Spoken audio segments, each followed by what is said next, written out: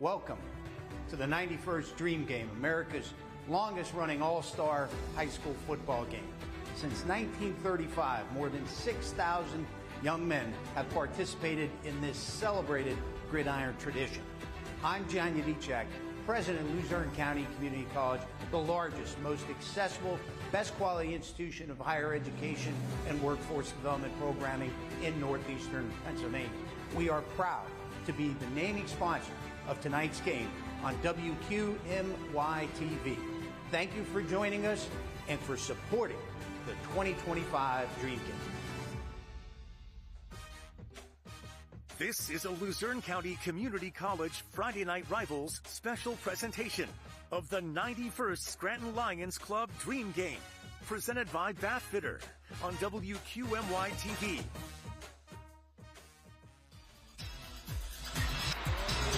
Welcome inside John Hens's Veterans Memorial Stadium. We're in Peckville, Lackawanna County. Tonight, it's the 91st annual Scranton Lions Club Dream Game as the city battles the county.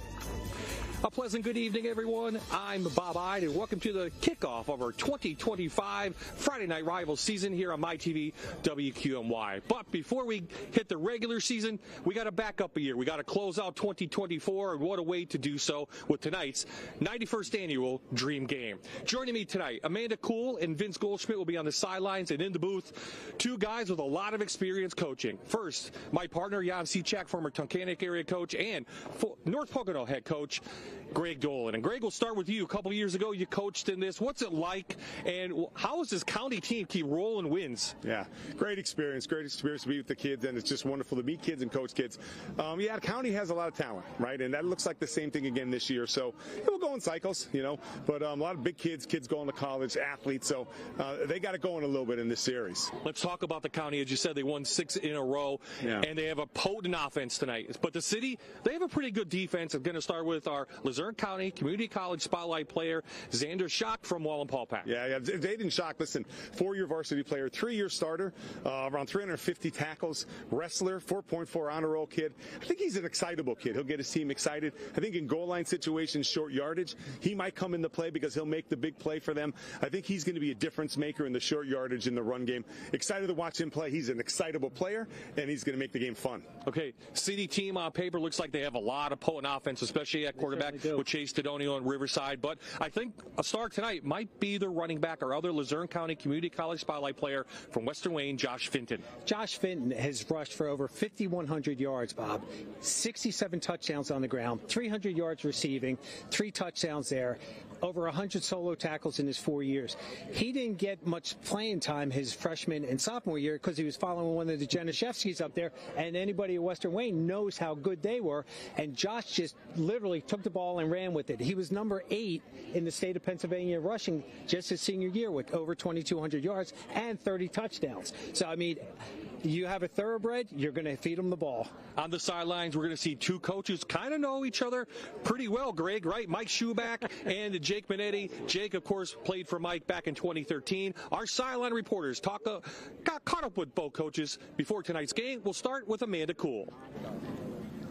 Thanks, Bob. Well, Coach, tell me a little bit about this city team and what kind of energy did they bring and what has really impressed you about these players? Yeah, well, there's just a lot of talent on the entire roster, top to bottom. It's been a privilege for myself and my staff to kind of get with these guys and watch them mend over the last couple of days and over the short period of time of practices that we had. A lot of athletes. We're pretty good up front.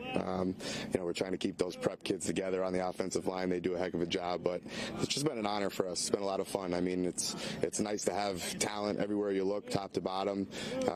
These guys want to win. They brought a lot of energy. They're excited to be a part of this game and part of the tradition. They're just really excited to get after it, kind of like we are. You talk about that tradition. You were in their shoes just a few years ago. What does it mean to you to be back here tonight coaching against your coach, Coach Schuback? Yeah, I mean, we had a great experience. Shane Schuback actually sent me some videos today of, back when we played in the game and, brought back some memories. But, this whole week has brought back memories for us. My staff, myself, we keep reminding the guys, hey, make sure, you're getting together after practice, getting together over the weekend. make sure you really forge those relationships, because when you look back, that's what you remember most about this game. Yeah, you have a lot of fun, but it's more about the relationships and the friendships that you build during the game, and that's what we remember most. But it's certainly been a great experience and a great honor to play in the game and now come back and coach it. It's pretty neat to look across the sideline and see, Shane, who I played with, and Coach Schubach, who coached a lot of us over on this side. It's a special moment for me. It's a special moment for Coach Schubach, I'm sure, but it's a special moment for Old Forge too. Awesome. Well, thank you so much, Jake. Vincent, let's head over to you with Coach Schubach right now. This is who's going to do this. This is how we're going to do it. Thanks, Amanda. We're here with Michael Schubach of the county side and of the Old Forge Blue Devils. Now, I want to start with, you're nearing a quarter century as the head coach. Sorry to bring out the age, but a quarter century as the head coach with the Blue Devils. What makes it so great about coaching this team and just Northeast PA football in general? Well, there's a lot of history in northeastern PA with the programs that are here and all the kids that have come through northeastern Pennsylvania and played at the major college level and contributed to many other colleges. But to be here that long is a blessing to us, to our staff, obviously our administration, and definitely you couldn't do it without the great kids in Old Forge. Now, this is the third time you're coaching the Dream Game, but this one might be a little bit special. On the other sideline, Jake Minetti, the head coach. How does it feel for one of your former players to be across the gridiron from you? Well, it's not just Jake. There's a handload of guys that are on his coaching staff that were players the second time we coached it, and I was here. So it's going to be great to be with those guys in a game of this magnitude. It's such a historic game, and for all of us to take part in it is really special. Coach, best of luck tonight. Bob? Thanks. Thank you, guys. We'll see you throughout tonight's game. Well, the city and the county are set for the 91st Annual Lions Club Dream Game. The kickoff, the starting lineups are next.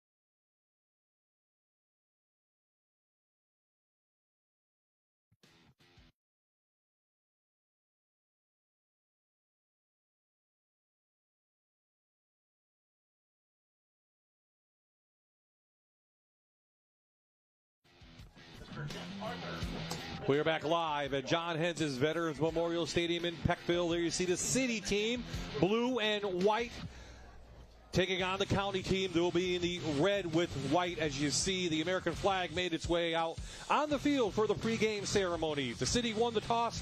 They want the ball, and we are all set to get this 91st annual Dream Game underway, Greg. And as you just said, football season, because we really feel like this is the beginning and not the end. That's back. What a great feeling, right? This kicks it off for the season, right? And we're not far away from acclimation and then doubles. So what a great feeling is to see football being played. I mean, I got the goosebumps, right? And we're standing up here. So really excited to be here. County leads the series now 43-42 with the win last year, 35-28. And, of course, 2 years ago in overtime, County beat you guys, Greg Dolan, in a great game in overtime, Jan. And every year we've had a good game. It seems like a county team just has the city's number. It just comes down to that. And again, I said in our pregame, it's going to come down to the last 2 minutes of the game. Whoever has that ball, sounds very cliche, whoever has the ball last is going to win. But Greg, here we are, the 91st meeting of this, the oldest running all-star game in the United States of America. I mean, it's incredible for me just to be a part of it from up here. I mean, what a great thing that the Lackawanna County, they do with this. It's just amazing, the Lions Club. Should be so proud that we have it in our area, right? Very Big fortunate time to coach in 3 of these games. And, it's a great thing to be a part of, a great thing to show the kids that they're playing for something bigger than themselves. Absolutely. And what are they playing for? Well, let's check out today's refs. First, we got a lot of coaches on the field, Greg Dolan. Here you see Jeff Arthur. He will be our head referee tonight. Mike Sayre takes a step back. We have Larry Gabriel. Stan Yanowski, coach at Mid-Valley. Yes. Jack Loomis, and, of course, Greg Justave, assistant at Abington Heights. Yeah, I noticed that scene. How about the coaches? That's great. Yeah. They know the game where they should, right? Absolutely. Yeah, they'll do a great job. Zach Glowinski has this dream game underway. Nice job, Gianni. Taken by Isaiah Parker from Dunmore.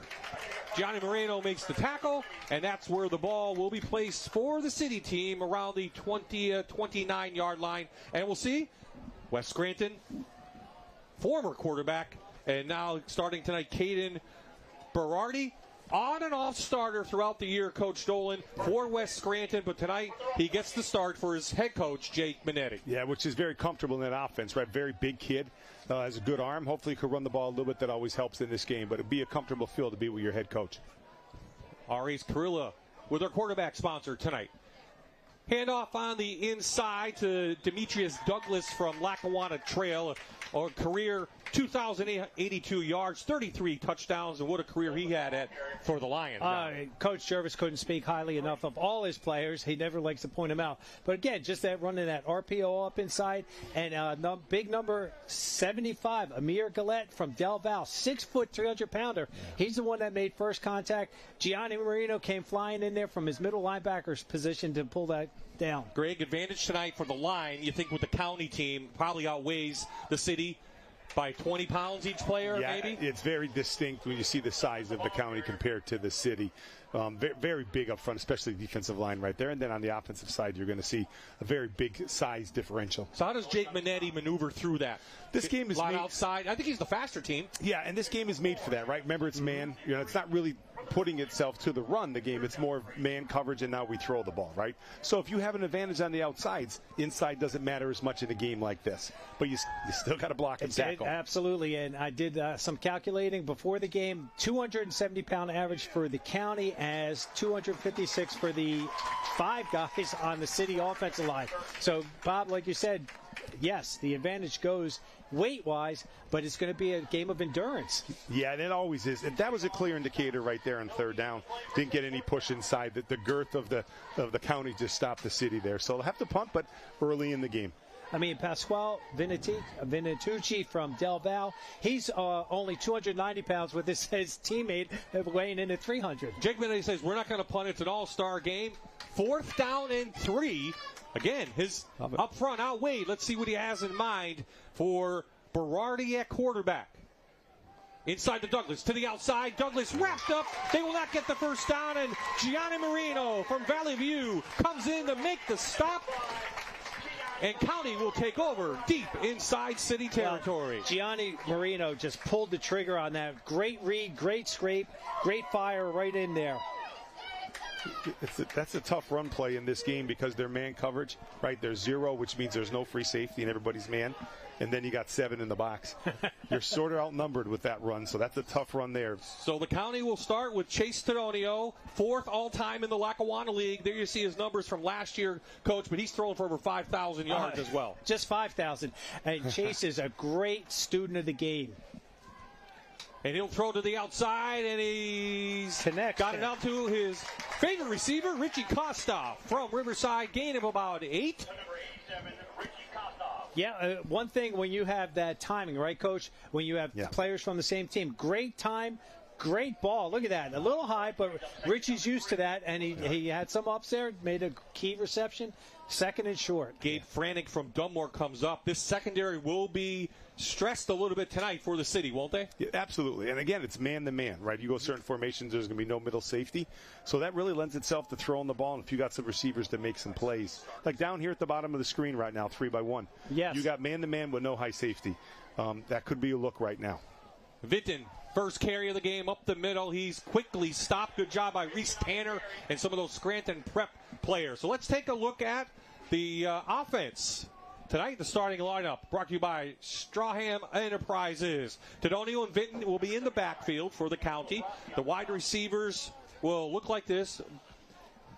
Brower and Theodore from Abington, Rose and Kostoff from Riverside. And up front, we talked about their defensive line. Their offensive line is very big as well. Fiorelli, Rutherford, Marino, Goldman, and Dean. They average 270 pounds on the offensive side versus the city's defense is only at 248. So, again, advantage, but it's going to come down. It's a nice, cool night. Let's see how these guys are conditioned. Third and short inside to Vinton. Vinton trips on the turf, and he's going to be held short. Jack Doughton there from Scranton Prep. Fourth down now. They'll go for it as well. Yeah. Well, yeah, same sort of play on third down that they ran, just trying to run some one-back power, one-back zone, at both teams. So, that's going to figure itself out as the game wears on. Something unique we didn't really talk about. When I was at Media Day, they make the coaches exchange formations. Mm-hmm. Well, at Media Day, Jake and Mike run the same thing. The same formation, the same terms. Yeah. Coach Schubeck, he has 23 plays for this game. He's changed some, and he's talked to Chase Dodonio about that. So Vinton, again, to the outside. He falls forward. He picks up the initial first down of the game, brought to you by Keystone Container. What a great second effort by Vinton right there. They just do that sweep, come around, and again, they're just pulling the guards. And look at that. Again, he's having a little bit of trouble with the footing I'm seeing right in there. But again, that nice dive in there to get that first down. He's a good back. Plants the foot and gets vertical. Did a great job, obviously, for Western Wayne, who've had a plethora of good running backs recently, right? So he's a great back. Tedonio comes back in after Glowinski ran that fourth down play. Shoots it out to the outside to Kostoff, one of the best tight ends ever to come out of the Lackawanna League, another gain of 8. Yeah, they started on the first down like they did in the last time. They run a smash concept. You got somebody in the flat, guys at the corner. So somebody's in the flat, outside part of the field, 5 yards, and guys go to the corners, 2-by-2, man coverage, no high safety. So that's what you're going to look at. Coach, now let me ask you, because I just noticed Vinton, he was playing at halfback position, stepped up to pick up. There's no blitzing allowed, so no linebacker. So maybe they'll have him slip out later on. And he could release down the middle of the field later on, too. So second and short, Tedonio looking left, scanning the field, sidearms it to the touch. Number 5. And it's a touchdown caught by Shane Brower from Abington Heights. And that touchdown brought to you by NEPA Builders. The 6'2", 190-pounder, senior from Abington Heights. We watched him during the season, and boy, their receivers for Abington Heights had tremendous year. Again, plenty time for protection there. Good ball, steps up, and he just beat the man on the post. It was post. No, again, I know I'm repeating myself a little bit, but no middle safety, right? So you're man-to-man, no middle safety. You run a post, you outrun the guy. Had a little bit of size advantage on the Dunmore kid. Great ball thrown up top. Abington wideouts are great players. They are. They really, and they're well coached. Absolutely.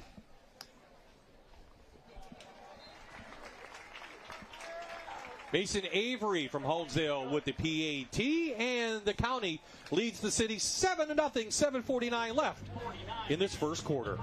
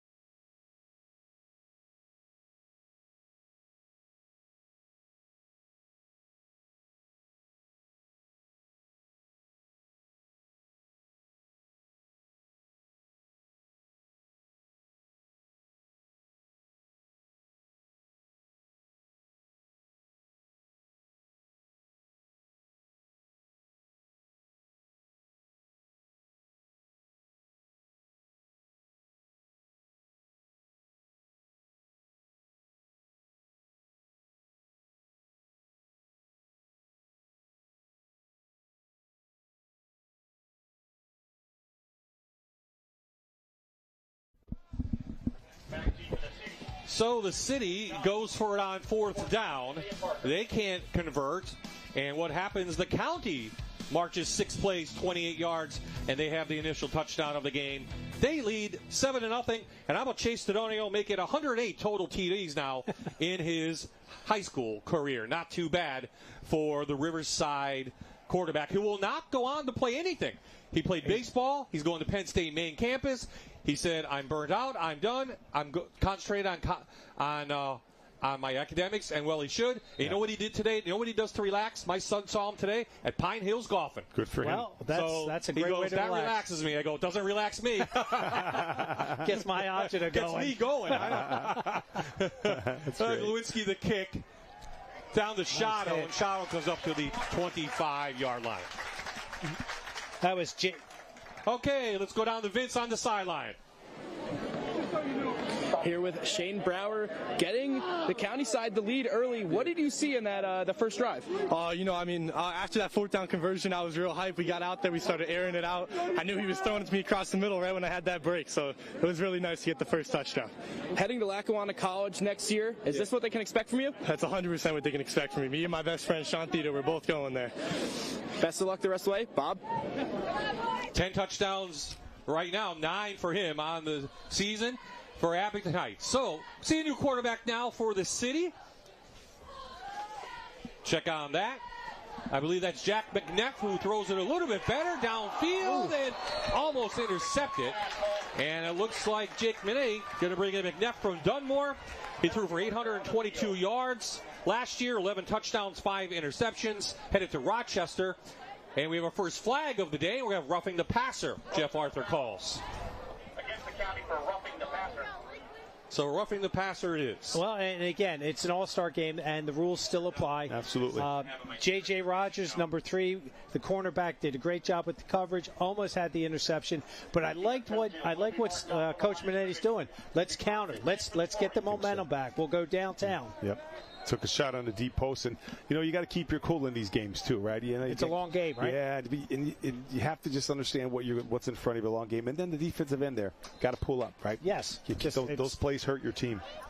So it's McNeff right now. We'll also see some Drew Kiesendahl from Walla Paulpack. So Berardi from West Scranton got the start. I think we'll see him more at linebacker. McNeff under pressure. Gets a big block from Sharples from Prep, and he has to take it to the outside to the original line of scrimmage. Yeah. Another flag. So let's take a look at another flag on the play. It gives us a chance now to take a look at the offense from the city. Brought to you by Strahan Enterprises, and then we'll let you know what their penalty is. Berardi got the start with Douglas. We've already switched to quarterback. We have Jack McNeff in. Dickey and Holmes, good receivers. Personal foul, face mask, defense, 15 yards, first down. So it's Rossi, Sharples, Richards, Gow, and Weeks in there for the offensive line. Well, I'll tell you, Sharples said, hello. Boy, did he have a nice turn back block. And I think we have a penalty, was what, late hit? Face mask this time. So now we've had personal foul, 30 yards of offense on 2 plays for penalties. Yeah. Try to run a bubble there. It's tough to run that in man coverage. You got man coverage. There's nothing to run a bubble to. 4 wide out set, 1 split back. McNeff with time, over the middle. Brady Holmes is wide open, and it's almost picked off. McNeff aired it out. Holmes was open, but what a great job by J.J. Rogers to come over. He almost picked that off. That's a classic thing to teach your kids. The routes ran into each other, right? If the other guy stays skinny, up like what we might go into the goalpost or staying up the hash, then that's a touchdown for the city. But he brought the defender into the play. Somebody must have ran a wrong route on the other side, and which you caused saw, that. Great coverage by J.J. Rogers from Riverside, but middle linebacker Gianni Marino was all the way back there, too. He read that, peeled the back, did a great job. It looks like it was Max Kimmel from Trail who maybe ran the wrong route, but Holmes was open, and McNeff just couldn't find him. So second down now, facing the city, down 7-0. K. Weeks was in motion. McNeff rolling, looking for anybody, and finally just gets rid of it, and another flag comes in, and we'll check out this one. Penalty marker on the field. From Jeff Arthur. This is more on the area of some kind of holding. It looks like hold. It looks like hold on the city. I like what they're doing, right? Spreading the game out a little bit. You'd have a little bit of a disadvantage at the line of scrimmage. Move the game around. 10-yard penalty, repeat first down. But that's another problem with size. You tend to hold when you're overwhelmed by bigger guys. Right? You get rocked back. And you know this from coaching. You get rocked back. What do? You grab. Yep. No doubt about it. So that could be another problem. But I like what they're doing, opening up, throwing the ball down the field. They're going to go at the weaknesses, right, Coach? Yeah. That's what we always do. You look at, when you watch film, you find out who you want to pick on. But when you're in an all-star game, they're all good. Yeah, the game is really, again, as we say, it's not set up to run the ball. No, it's set up to shotgun and throw the ball, but everything is going to in football. Not a big fan of that. I like the older school, running and play action and stuff, but obviously there's a place to throw the ball. Especially when you have the running backs from all over this league. Just tremendous running backs. Berardi comes back in, hands it to the inside to Marcy from Susquehanna. He had himself quite a career with the Sabres, over 2,500 yards and 31 touchdowns. He played quarterback and wide receiver for the Sabres up at Susquehanna. And he was dropped by Gavin Rapak from Mid-Valley, 6 foot, 190-pounder. I mean, he just did a great job.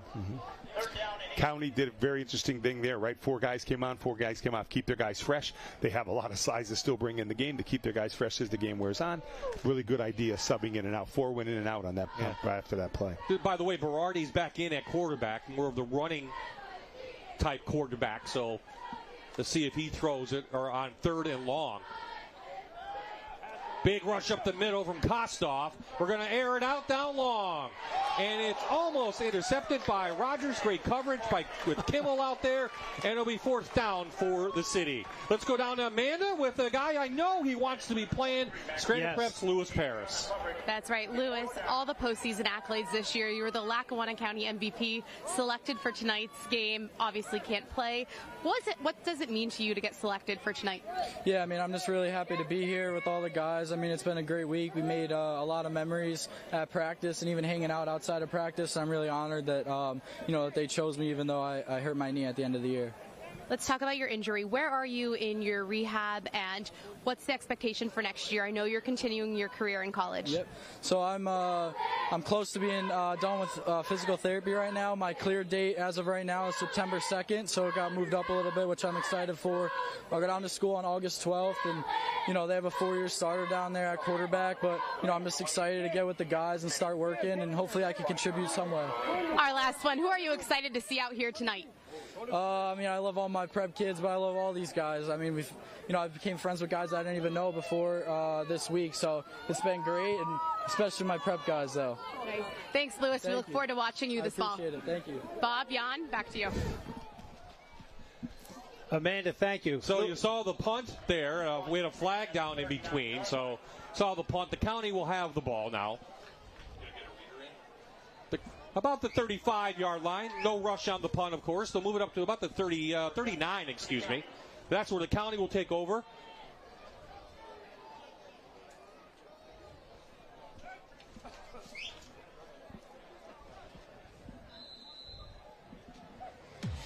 AJ's Bar and Grill in Carbondale is your hometown hangout.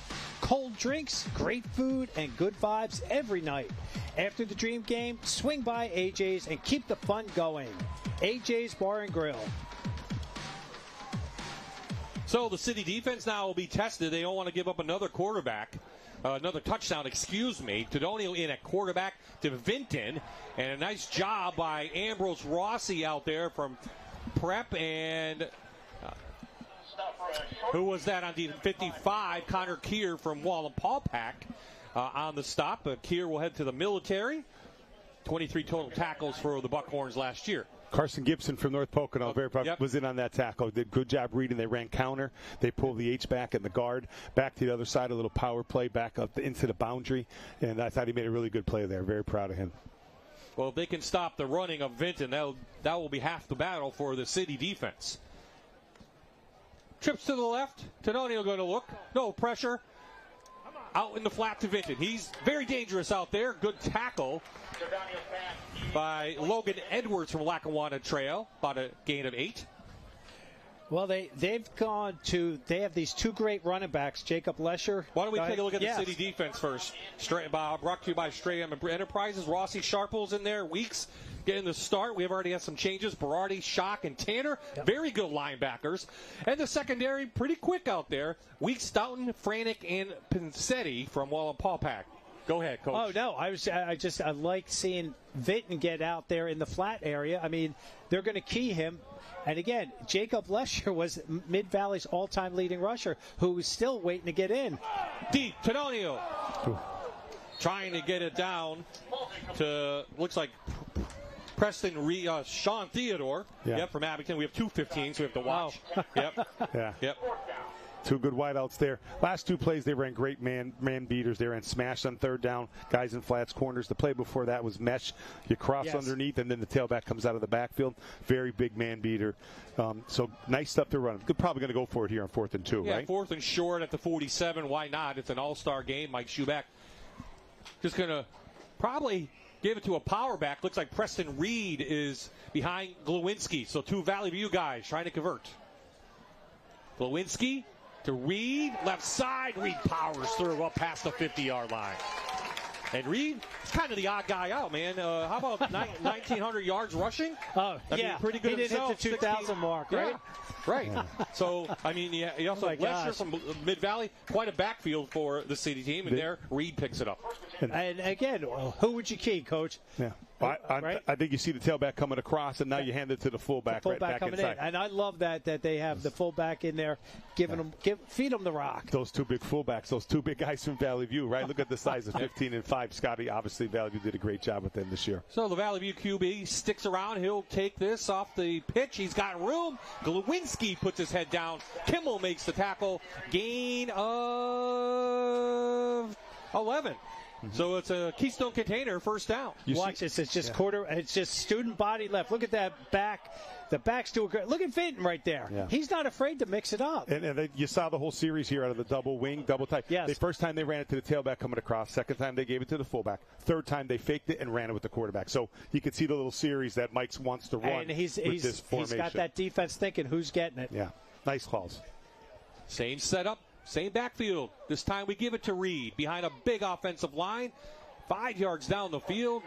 Gain of 6 just like that. And it didn't even look like he ran the ball well, did he? Yeah. I mean, just pound. The offensive linemen are 5 yards down the field. Pound it up inside. Listen, it's great to throw the ball and make all the plays and call all those plays. But when you could line up tackle to tackle, you take the will out of your team when you could run the ball at them, right? So you think Mike is maybe trying to set a little bit of tone up 7-0 here. And let's stick one down there, throw it in the run game. So Zach Glowinski going to Arizona State. No baseball, no nothing. He's going for mechanical engineering. Reed behind him. He'll play football at Misericordia. A lot of themes tonight. Kings, Misericordia, Wilkes, Lackawanna. Seems like the big one. And Bloom. Also getting in there, you too. can't forget Coach Sheptok recruits heavily up here. So Glowinski keeps it himself. Gets tripped up. Good job by Franek coming in from his safety position. But it looks like it's another Keystone Container first down for the county. Again, you could see it, Jan, right there. Fake to the fullback, faked it. Now you come with the quarterback. Remember that Valley View quarterback. They could run. Look at these Valley View kids that are making plays right now. There it is. So you got to look at the guys you got leading them, right? You got tailback leading them. You got the fullback leading them. The wings blocking down. The city has their hands on their hips, their defensive line. They're tired. Already. And that's who am I looking at right Again, there? a lot of guys not in football shape. Yeah. Either. No, you don't have enough time to get in football shape. That's Weeks. He played in the Big 33 game. That's what I was going to say. He's played a lot of football the last few weeks. Vinton, left side again. Powers up through. Kimmel from, from Wallenpaupack or from Lackawanna Trail on the stop. The couple 23, so I got to double check. And when you see big number 5 out there, Gianni Marino also coming in, getting into the picture. Yeah. I mean, there's a lot of big guys out there. Yeah, and they handed it to the tailback again, right? You could keep doing this. If they ever want to come back to this and do any kind of play action, you might have 5 guys open. Obviously, you're going to have some people open. So I love what Mike's doing here, getting after him in the run game and probably setting up play action pretty soon. Keeping that same set in, that same Valley View Cougar quarterback. Glowinski. This time the city read it pretty well. Maybe a loss on the play. Bunch of players underneath there. And a flag. Another flag. Helmet came off. Yeah, with the aforementioned Weeks. Talked about him. Headed to Lackawanna College. Played in the Big 33 game. 67 total tackles. A late bloomer, I've heard from Dejere Weeks. A late bloomer. He was like a presence for Scranton, just for his physical size, but he really came into his own as a football player. Yeah. And when we spoke to him at the media night, very well-spoken young man. He was so concerned that he didn't have a good interview. He did, and he said that he really has become a student of the game. Yeah, good football player, big, thick kid.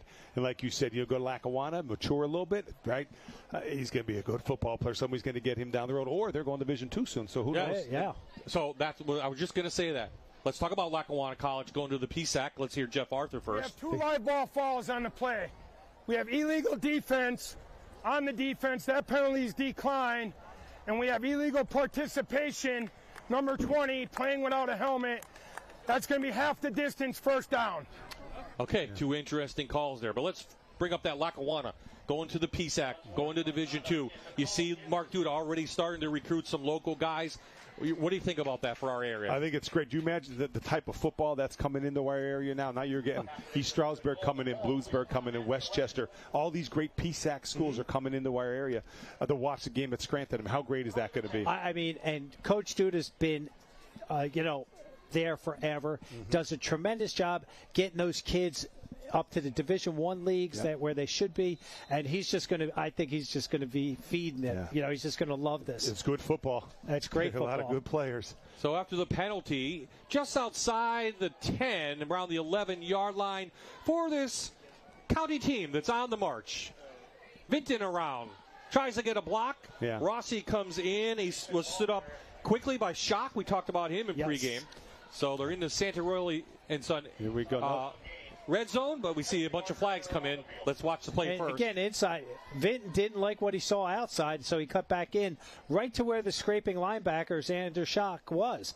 I mean, he was just trying to make something happen. Great defense. A lot of penalties under this 2-minute mark right now for Jeff Arthur and his crew tonight. Let's see what these calls are. We've already had a couple of defensive penalties, but these flags came in late. They did. A lot of penalties so far in this game, more than we've seen the last couple of games.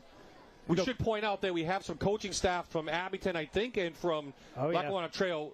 They're the off-field referees, let's call them, checking. Well, they're watching that they don't to make break sure the rules. No blitzing, illegal defenses, that kind of stuff. Yeah. And you see Coach Manetti's not happy with what's going on. He went out to get an explanation.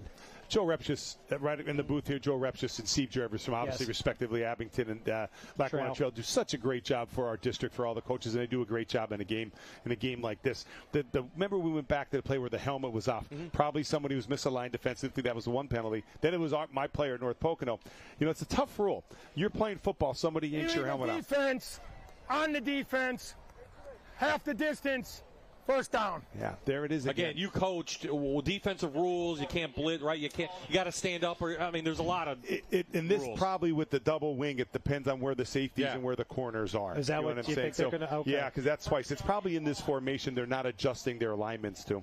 And it's tough. You're only practicing 7 times or something like that. Yep, so absolutely, they're not used to it.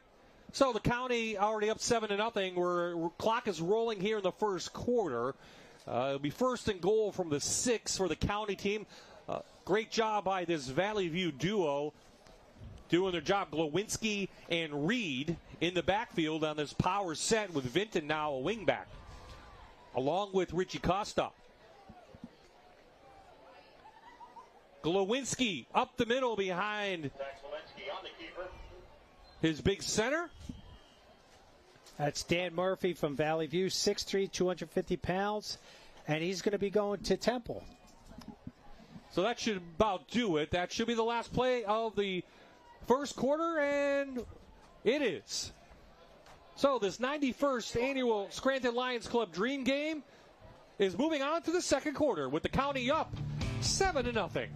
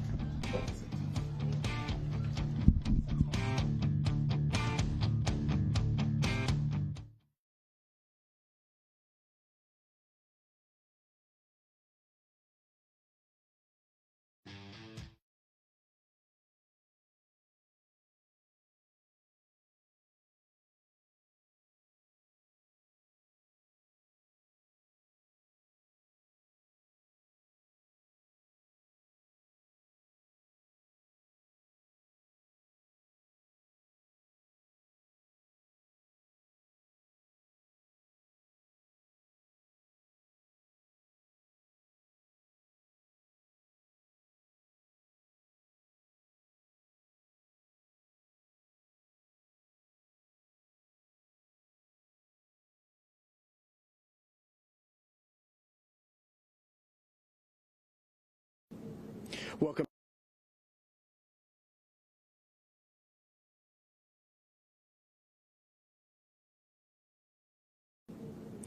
back. We're here with Fred Santorelli of Santorelli & Sons Oil, celebrating their 50th anniversary coming up.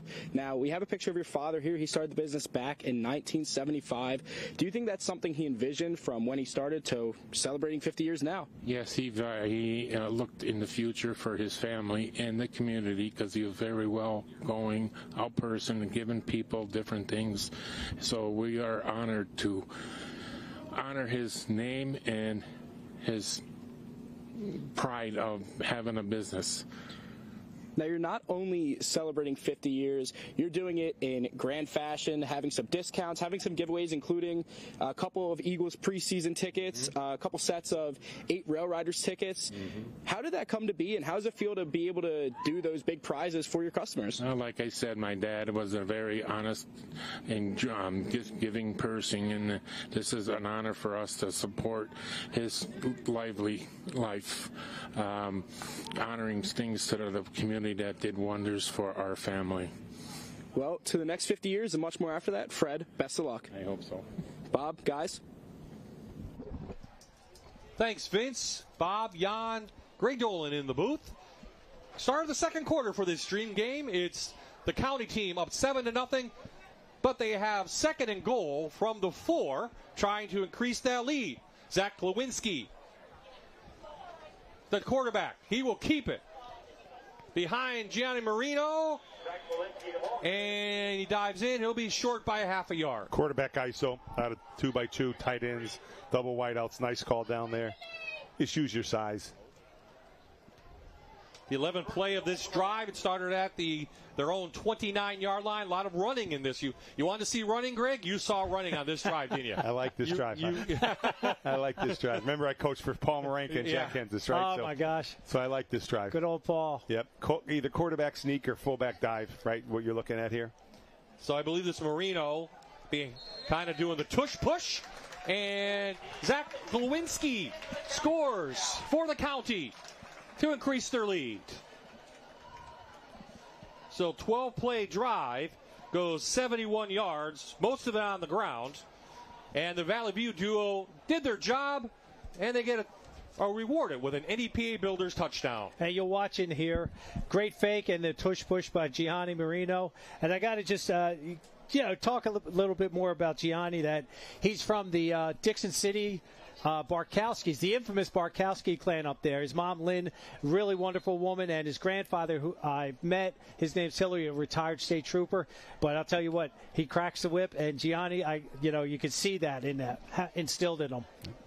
Big kid. Can't do the tush push, Jan. Not in high school. That's illegal. I know. That's illegal. Mason Avery doing the kicking from Honesdale. And they increase the lead now 14-0.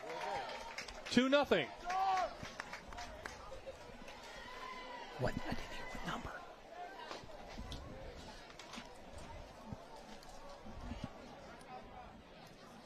RS Carrilla Transmission is proud to support tonight's Dream game.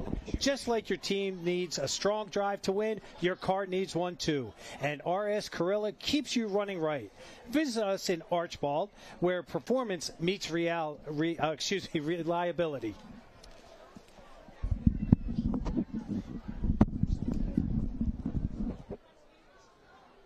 $14-0 the score.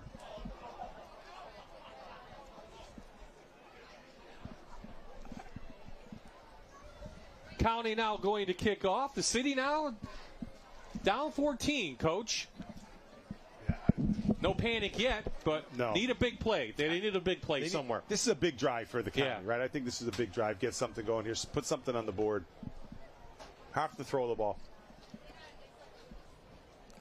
So Zach Lewinsky scores the touchdown. Now we'll have him kick off too. Why not?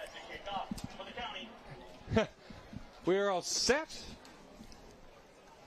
And it looks like Shadow is back to receive.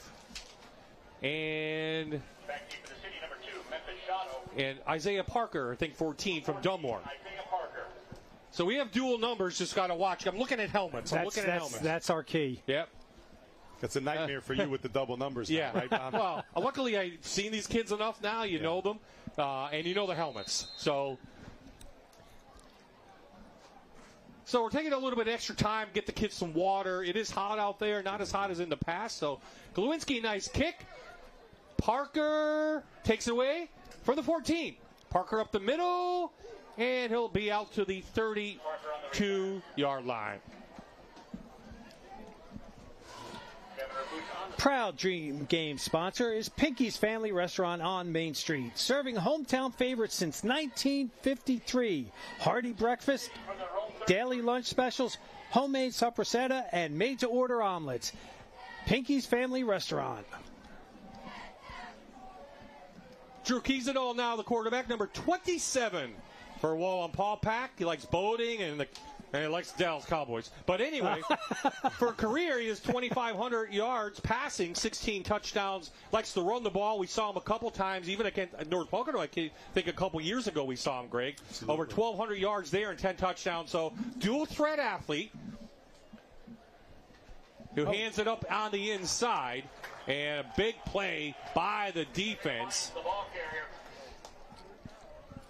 That was Quinn Pusilowski from Riverside in there making that great stop. Boy, he read that and just came up and plugged that. He did. It's great plug in there, and they're having a hard time moving them inside, right? Kiesendahl could run now. He could run and make plays. He can. So he could do things off schedule when things break down. He could make a play. So he might be a quarterback that could be very good for the city in this game.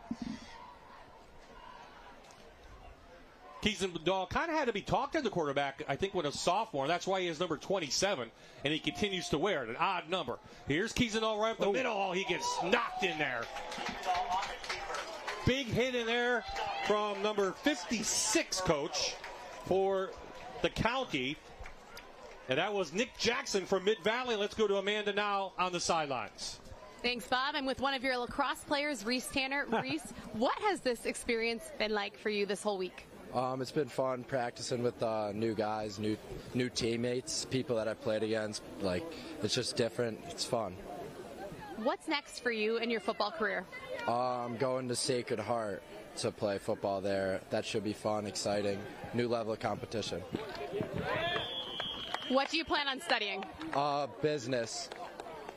Any guys here that you really formed a relationship with in the last week? The Trail Boys. We became close. Nice. Good luck out there and good luck next season. Thank you. All right, Bob, Jan, back to you. He's a man of many words, huh, Coach? Reese doesn't talk much, but he talks on the field. I've seen his actions. He picked up a lacrosse stick this year at prep. First time ever. He was there at practice early. He practiced all the time. He played hard. He even scored a goal this year. And so I give him a lot of credit. Fourth down. Trayvon Dickey to the outside. Cuts it back in, but the defense is there. And a Hold flag. on, we have a flag down. Great defense, though, on the inside from Connor Hughes. Trips up Dickey, but let's see what the flag is on 4th and 1.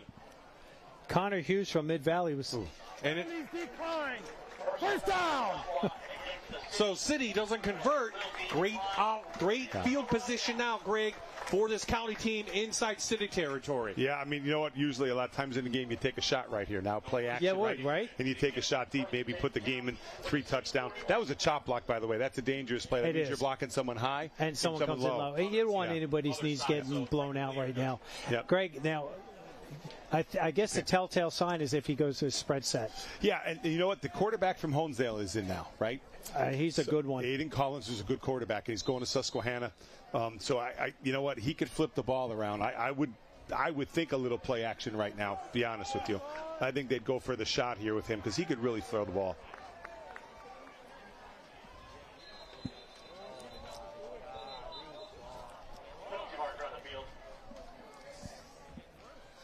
He had a great career at Honesdale. He really did. And you know, illegal formation. Yep. I'll start. But you can see what they're doing there. They're running some verticals, guys at the sideline, guys up the hashes. So I think with him, I think you're going to see a steady diet of throwing the ball. He could flip it around. I've seen him. And the way that he can run the ball, too, which helped. Yeah. coached so much up. And again, now he's at Honesdale. He went from Honesdale to Pittston. Yes, sir. And Coach Hawanitz is up at Honesdale. Yes, he did. Yeah, both coaches will do a good job in their new schools. Here so it is. Aiden Collins, as you mentioned, is going to air it out downfield. Caught by Sean Theodore, the other Abington wide receiver. It's going to be 1st and goal, County at the 1-yard line.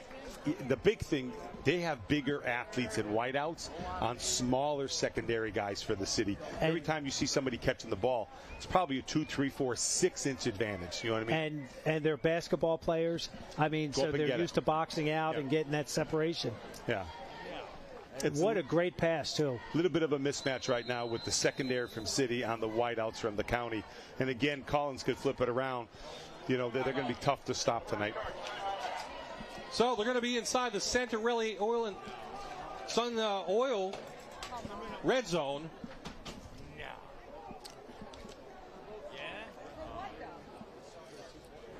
Tonight's Dream Game is brought to you by Price Insurance Agency, Carbondale's family-owned agency since 1927. From auto and home to business and life insurance, they shop multiple carriers to get you the best coverage and price. Visit PriceInsuranceAgency.com or stop by 59 Salem Avenue in Carbondale. Service that counts. So the City on their heels after giving up the ball inside their own territory on another 4th down.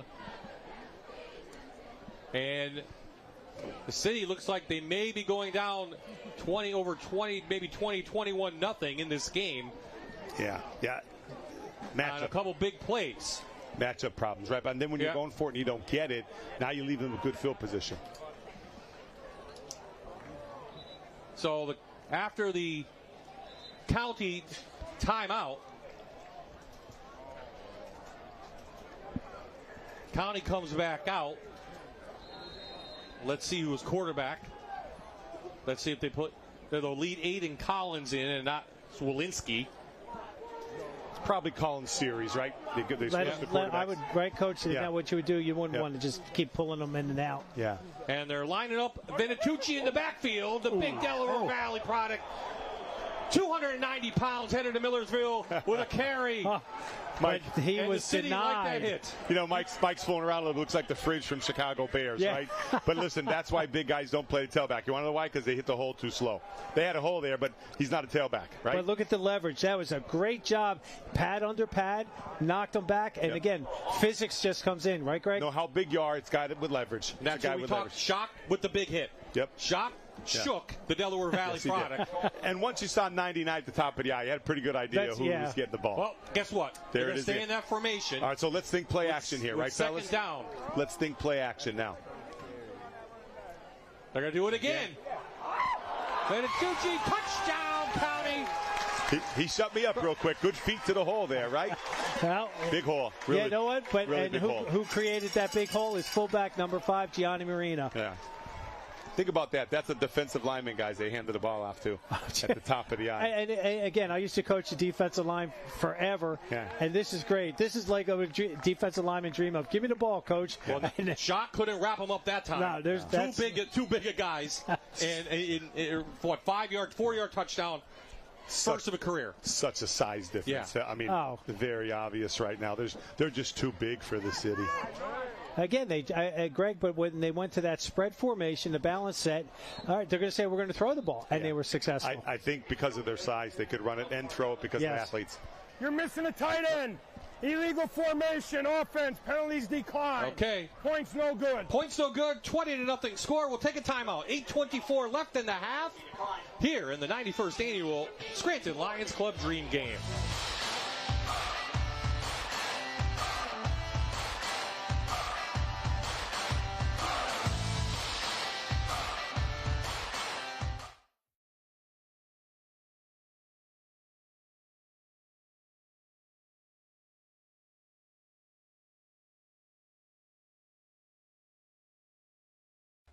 You're watching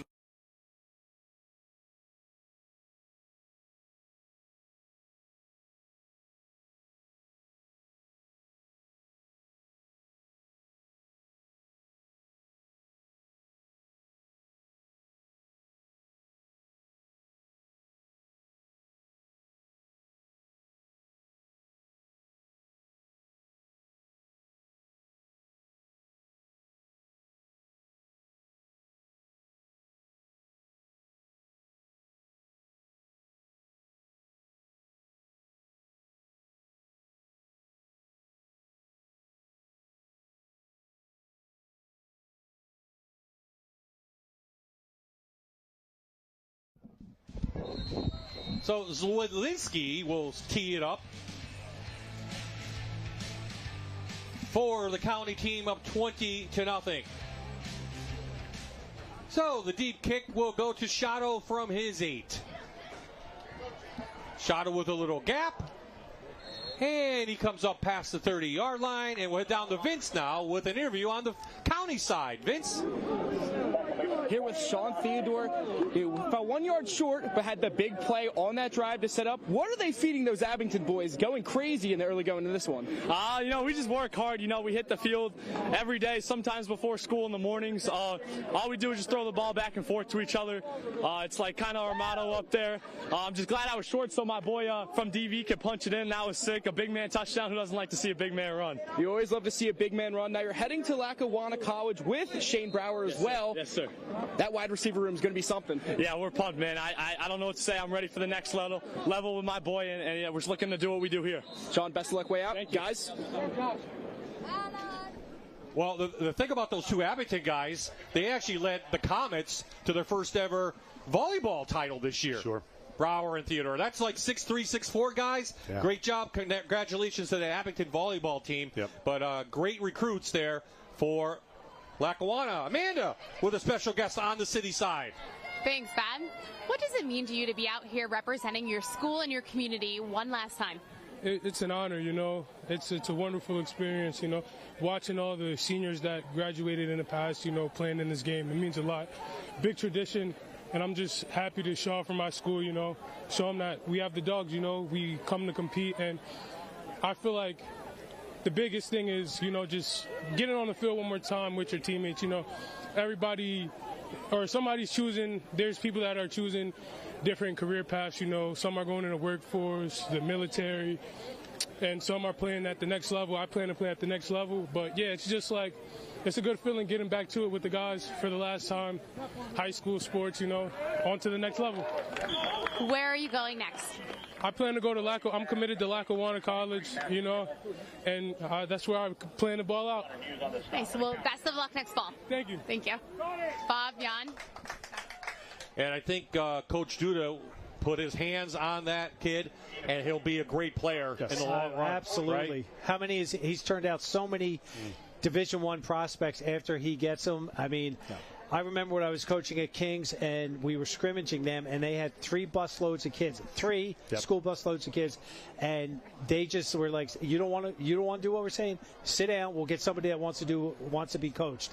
And he does a tremendous job for a long time. Lackawanna's been doing a great job for a long time in our area. So Berardi is in at quarterback for West, and I think they're going to call timeout with 7:27 left in the first. They didn't see something they liked. They did pick up a Keystone Container first down, so at least they did that, and maybe it will get a little momentum going.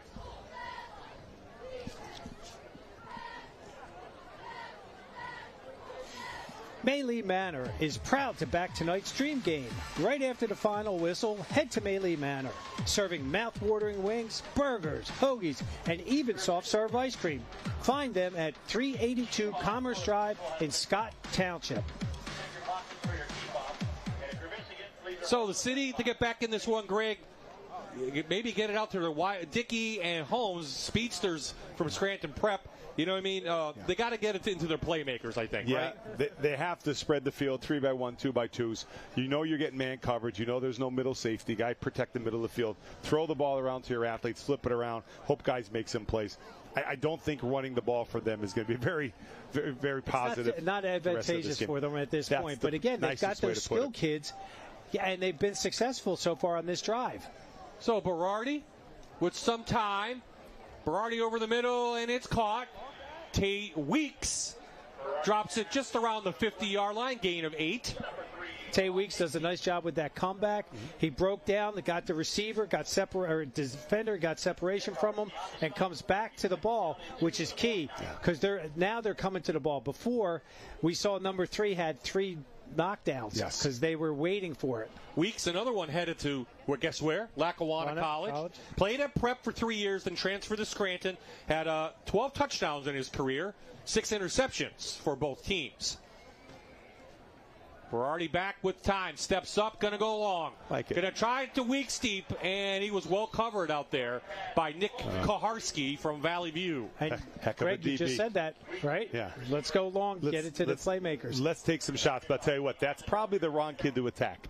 Kaharski's is a great another kid headed to Lackawanna. Yeah, how about that? So he's a kid that's going to make some plays.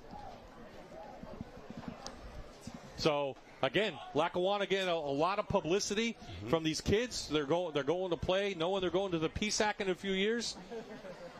Stay close to home, or maybe to get developed. And by the time they get there, you could move on to a Division I school. Berardi going to put his head down, and he has a Keystone Container first down for the city, just around the 47. Big first down in this game, it felt like right there, right? They couldn't pump the ball back, take another chance on fourth down. Big first down. You get the ball, you take some more time off the clock, and now maybe take a shot with one of your wideouts. Get it to 20-7. Yeah. Felt like a big first down from sitting up here in the booth or on the field. I mean, is the rule still in effect? You get the ball if you're down a certain amount? I think so. Isn't it? And it might be 21. 7-10? Yeah. Is it 10 or something like that? Yeah, I think it's over. We'll have to check 20. at halftime. We'll check with the guys at halftime. But let's see. First City has to score. Getting around the 6-minute mark left in the half. Berardi put a little drive together. Good protection up top. Get it out to Trayvon Dickey. Steady diet of 2x2. Quick outs, guys going deep, or run a little stick pattern, like you said, come back to the ball. Ball control offense, run your quarterback a little bit. I like how they're changing their game plan a little bit. They got to stay away from the run game. I know we're saying well, when you have a 6'2", 230-pound quarterback, okay, he can run the ball, but he really does throw a nice ball. Trayvon Dickey headed to the University of Scranton. Nice career with prep, 17 total touchdowns. His big thing, last 2 years he played lacrosse for the Cavaliers.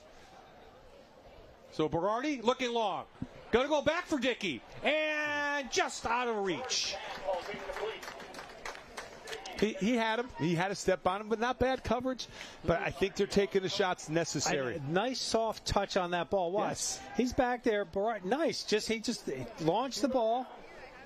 He had a chance. Just had a chance, right? Connery Hughes from Mid-Valley headed to Kings to play on the coverage, so brings up 3rd and short. 2-down territory right now, you would think, for Jake Manetti's team. Definitely. I think down by, 3rd and 3. So can you throw it here and then knowing you might run, or you run it and try to get it? I think I'd use that big quarterback on 3rd and short to create another 4th, but it looks like they're going to throw. A quarterback run again. There you go. It is Berardi up the middle. Yep. Again, the linebackers can't come up and can't blitz. So it is a Keystone Container first down for the city team. Yeah.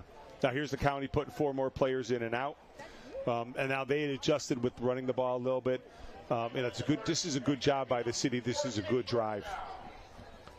Here you go, Berardi. Again, he just followed that halfback up through. Yeah. Great job. Actually, leveraged by the offensive line. They got underneath of them, and they were able to then pick and choose a gap to get to. They're actually outnumbered in there. It's really the 5 linemen plus the back. It's 6 on 7, so they're doing a pretty good job of attacking an area. Gianni Marino in the middle for Valley View, headed to Lackawanna. How about his career? 337 career total tackles, 27 for a loss. Another kid headed to the Falcons of Lackawanna. Coach Duda's going to love timeout on the field, by the way. 5:11 left. City calls timeout on first down.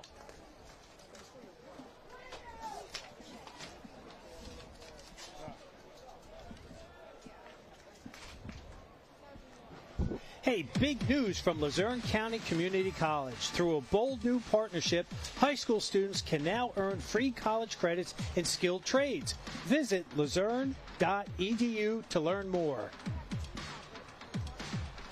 I would like to welcome on board Luzerne County Community College as our title sponsor for our Friday Night Rivals 2025 season. Appreciate everything they do. You'll see them throughout tonight, this regular season coming up. And don't forget, later on, maybe around the 4th quarter or so, we'll announce our full schedule that you'll see right here on my TV starting August 22nd. But Greg said he's not available because he's got to coach some team. Oh, come on, Greg. Where's your commitment? I'm sure he'd be there. He'd do both. If I could, I would. Right? I know. We had you mic'd up. Was that last year or 2 years ago? 2 years ago. 2 years ago, we had you mic'd up. Yeah. So after the timeout, Berardi's going to go deep to Brady Holmes. Nice job. Holmes pulls it in for an NEPA Builders touchdown. The city's on the board. Get it to your playmakers, and that's what they do.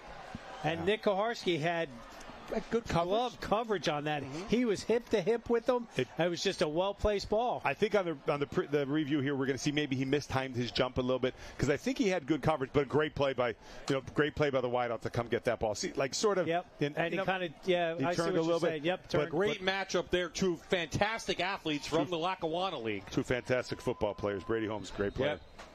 Yep, great player, and the Karski kid's a good kid. So, but listen, the city found a little formula now. This is how we got to play. Yeah, run our big quarterback, throw the ball. Well, and we always say it's kind of a chess game. And with the first quarter, it was like, okay, we'll try our script. Didn't work. Rip it up, and now let's go with what we can. I think going into every game, you always want to feel that you can block somebody. Yes. So North Pocono Sam for a long night. Yeah. Sorry, North Pocono Sam McNaughton. Yeah. Want to give a shout out to him. He just put the extra point through. Yeah, great kicker and 92. punter for us. Wonderful kid, wonderful family in our district. So happy for Sam. He was so excited to be selected. So he'll do a great job with field goals and punting tonight. All the confidence in the world, and I'm very proud of him. That's a big drive. 67 yards. They took a bunch of time off the clock. Proud supporter of tonight's Dream Game, JJ Trailer and Auto has the trailer you need. Utility, dump, car haulers, equipment trailers, and more. With top brands like Hallmark, CarMate, and Be Wise. Visit jjtrailerandauto.com or stop by today. So Nick Koharski was on that coverage, another Lackawanna recruit. 8 interceptions his senior year or career, 43 pass deflections, and he goes against Brady Holmes, the MVP of the Wyoming Valley Conference lacrosse. So two great athletes going head-to-head, and that time Holmes won, but you know what? Karski, I'm sure, had the better of him maybe during the regular season. Yeah, I think when you play in a regular game, if you go man-to-man a lot, you're probably going to count on two big, long plays because you just can't keep up with kids if you're getting the time, right? So man-to-man draws two things. You can get guys open, but are you going to get the protection? And now, if they're not getting to the quarterback, and the quarterback has all day, kids will get open. So it's going to be that give and take of, do they get protection? If they do, guys will be open. And here's the quirk in the rule. City gets the ball back, they score because they were down 20 points, and they're still down 13 points. Yeah. And what we said, what is it? Well, City's going to get the ball back because in the rules, that's what it is. It is. It's to keep it competitive. Makes it fun. And here's the next thing with that now. So Shadow from his 8.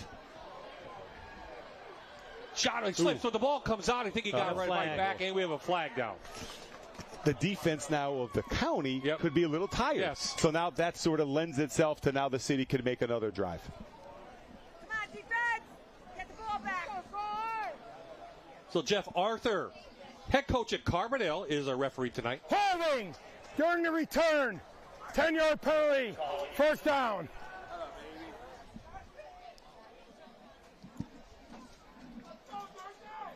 Steve and Irene's Dream Game sponsoring your hometown hoagie hub.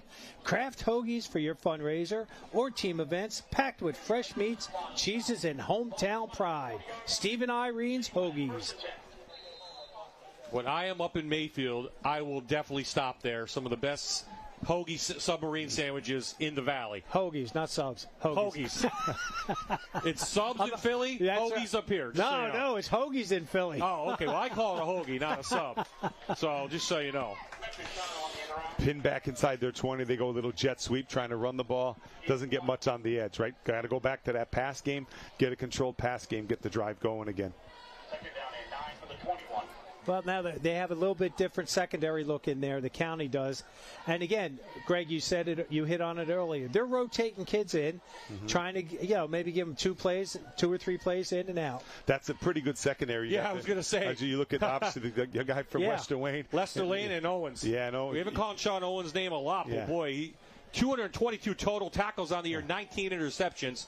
And, boy, he can play safety just about anywhere headed to Keystone. Keystone has to pull this one out and picks up no yardage on the play, so bring up 3rd down and long. Max Erb is from Carbondale, Forest City grad, 6'2", 265-pounder, going to Bloomsburg, did a nice job flushing the quarterback and stayed with him. Yeah, look at the size of the county's secondary. Like their size, but look at obviously 3'10", 10, and then Kaharski's smaller, but he's a great football player. Yes, he is. So that size, it's tough to throw on, right? It is. So that's a pretty good look, and then obviously you have Marino and the boys in there, so it's good size. 6 foot, 6'3", 6 foot linebackers. So trips on the near side now for the city on 3rd and long. Kiesendahl back, looking, gonna go long. Over to Kimmel. Oh, no, he's going down the middle. The other side and picked up by Kaharski. Well, that's one way to redeem. You gave one up, and I'll take one away. It was headed for Pacenti from Wallenpaupack, but Kaharski stepped in and took it away. And again, he's under duress on this one. He didn't quite get the spin that he needed. Well, that was the first down. That was the play before that. Life of a DB, you got to have a short memory. You do. You give up a touchdown, you make the next play. Yeah. You're going to get beat on some plays. Keep on making the next play. It's football. It's life. It is. It's life. Things aren't always going to go your way. You got to get the next play. You got to put your feet on the ground, go to the next play. Good things will happen. Yeah, listen, he's a quality kid. We all know that, coaching Lackawanna at Division I. He's a good player. Okay, so Collins comes back out now for the county from Honesdale. Again, I think you got to flip the ball around with this kid throwing with these big wideouts. They're going to call offsides. Number 10 jumped a little bit there. Jacob Lesher playing split end. But look at the size, the wideouts right off. Owens was going deep, I guarantee. Yes, he was. And then you have the 2 Abington kids at the top of the screen, right? Look at the size of the kids. And again, I keep on saying it. I know I'm repeating myself. No, Collins could really flip it. Yeah. He could really spin it. So when you get 2 by 2, there's going to make some big plays could happen. That was the other 10, Sean Owens. Oh, okay. You got to watch the helmets. That's what I said. Well, here's the play. Here's the interception by Kaharski. Right in here. Again, under duress. He threw off his back foot. Didn't quite get the ball. It was wobbling. And Kaharski did a nice job. Had the outside leverage on him, but beat him back inside for that pick. Here's 2 by 2. You're going to see a deep route somewhere. Somebody coming down the middle of the field. Again, man-to-man. Collins back. Has some pressure coming on by Gongo. Going to go downfield. It's short, and it's intercepted by Kimmel. It was a little short headed to Owens, and you can see Kimmel from Lackawanna Trail was right there to pull it in and pick it off. 23 interceptions in his career. If he could have stayed in the pocket wide open. But he scrambled, and then now he sort of made the thing you never tell your quarterbacks to do. Scramble, throw deep over the middle of the field. And it wasn't a good ball. Yeah, it was not. And that's something that you could see right off of his shoulders. He's like, that's not a ball I need to throw. So we have back-to-back interceptions on both sides. The city now retains it. Plenty of time left. Both teams have 1 timeout left in the half, 3:51 to go, as you see. And the city now, let's see if they go back to this passing game, the short passes on the outside. I think they have to. With Berardi in at quarterback now from West Scranton. Good pressure by that defensive front, and he has to scramble for a yard. If this game wears on, the D linemen are going to get tired, and you can see it because they can't get in shape in 7 to 10 days, So I think we did it a couple years ago. Some teams are doing it. Maybe find some running backs or kids that could just come off the edge and just start coming off the edge with speed because the tackles are tired too. You know what I mean? Are. And they're not going to run the ball in certain sets. So you're going to see the D linemen get tired, and they'll have some time. But that's a big quirk of this game, I think, of putting different athletes on the edges. That's a great wrinkle that you do. If you've got speed coming off the edge, that takes away that outside. It really worked for us a couple years ago. Berardi going to go long. And Kaharski's right there. Another pass that was short. Kaharski's still on his feet. Second interception of the game, and he's tackled inside city territory around the 40-yard line. So I think what we've seen on both passes, they're short. And, you know what I mean, good interceptions. Yeah. But they just didn't have the arm strength to get it downfield. Good job with ball security, tucking that away, looking downfield. Good job, Nick. Not the kid to attack. No. Right? If you pick and choose your battles, if you played against Valley View, he's not the kid to keep throwing the ball to. But once again, though, they have other kids that are good on the other side too in the county. Absolutely. But he's not the kid to attack. It seems like they're throwing down their sideline a little bit. So Chase Tedonio will come back out now. Will be back out for Riverside. And they will set this one up. Okay, I can't hear anything when they plug it in, just so we know.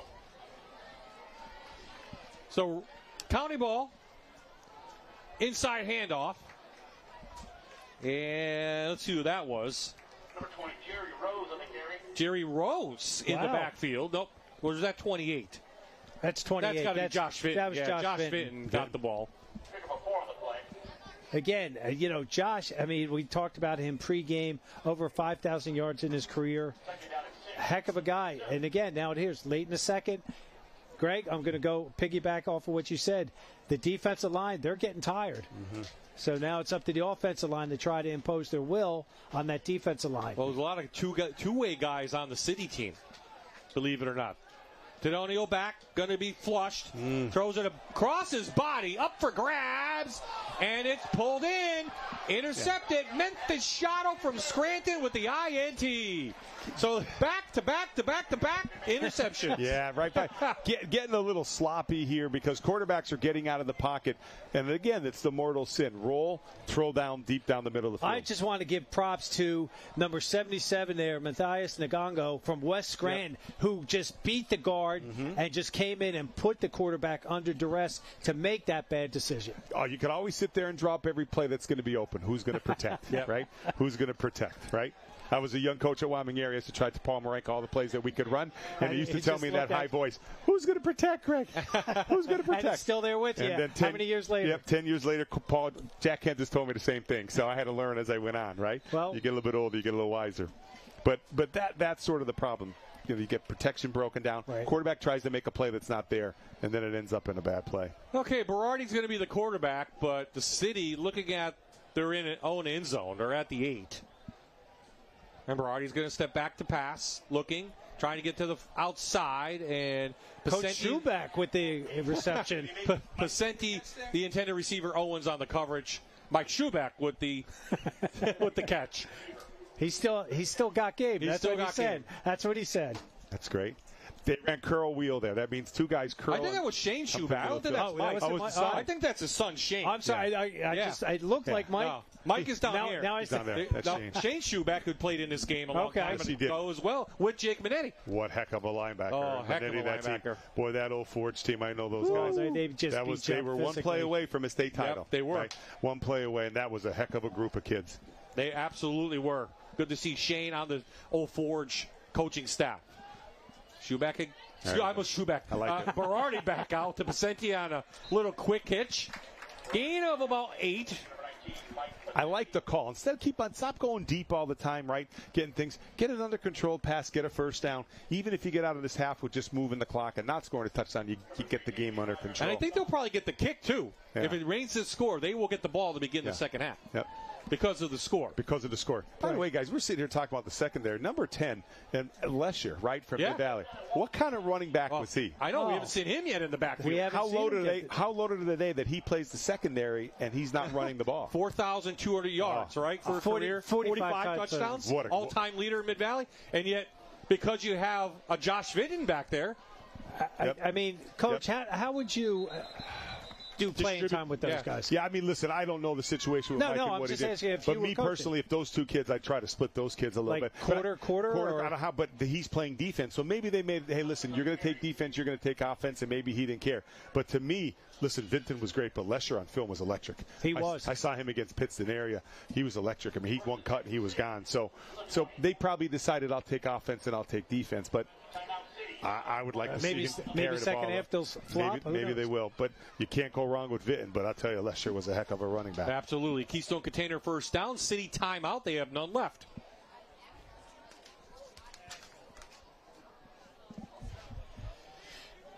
Northeast Rehab is proud to to be the presenting sponsor for this year's Scranton Lions Club Dream Game.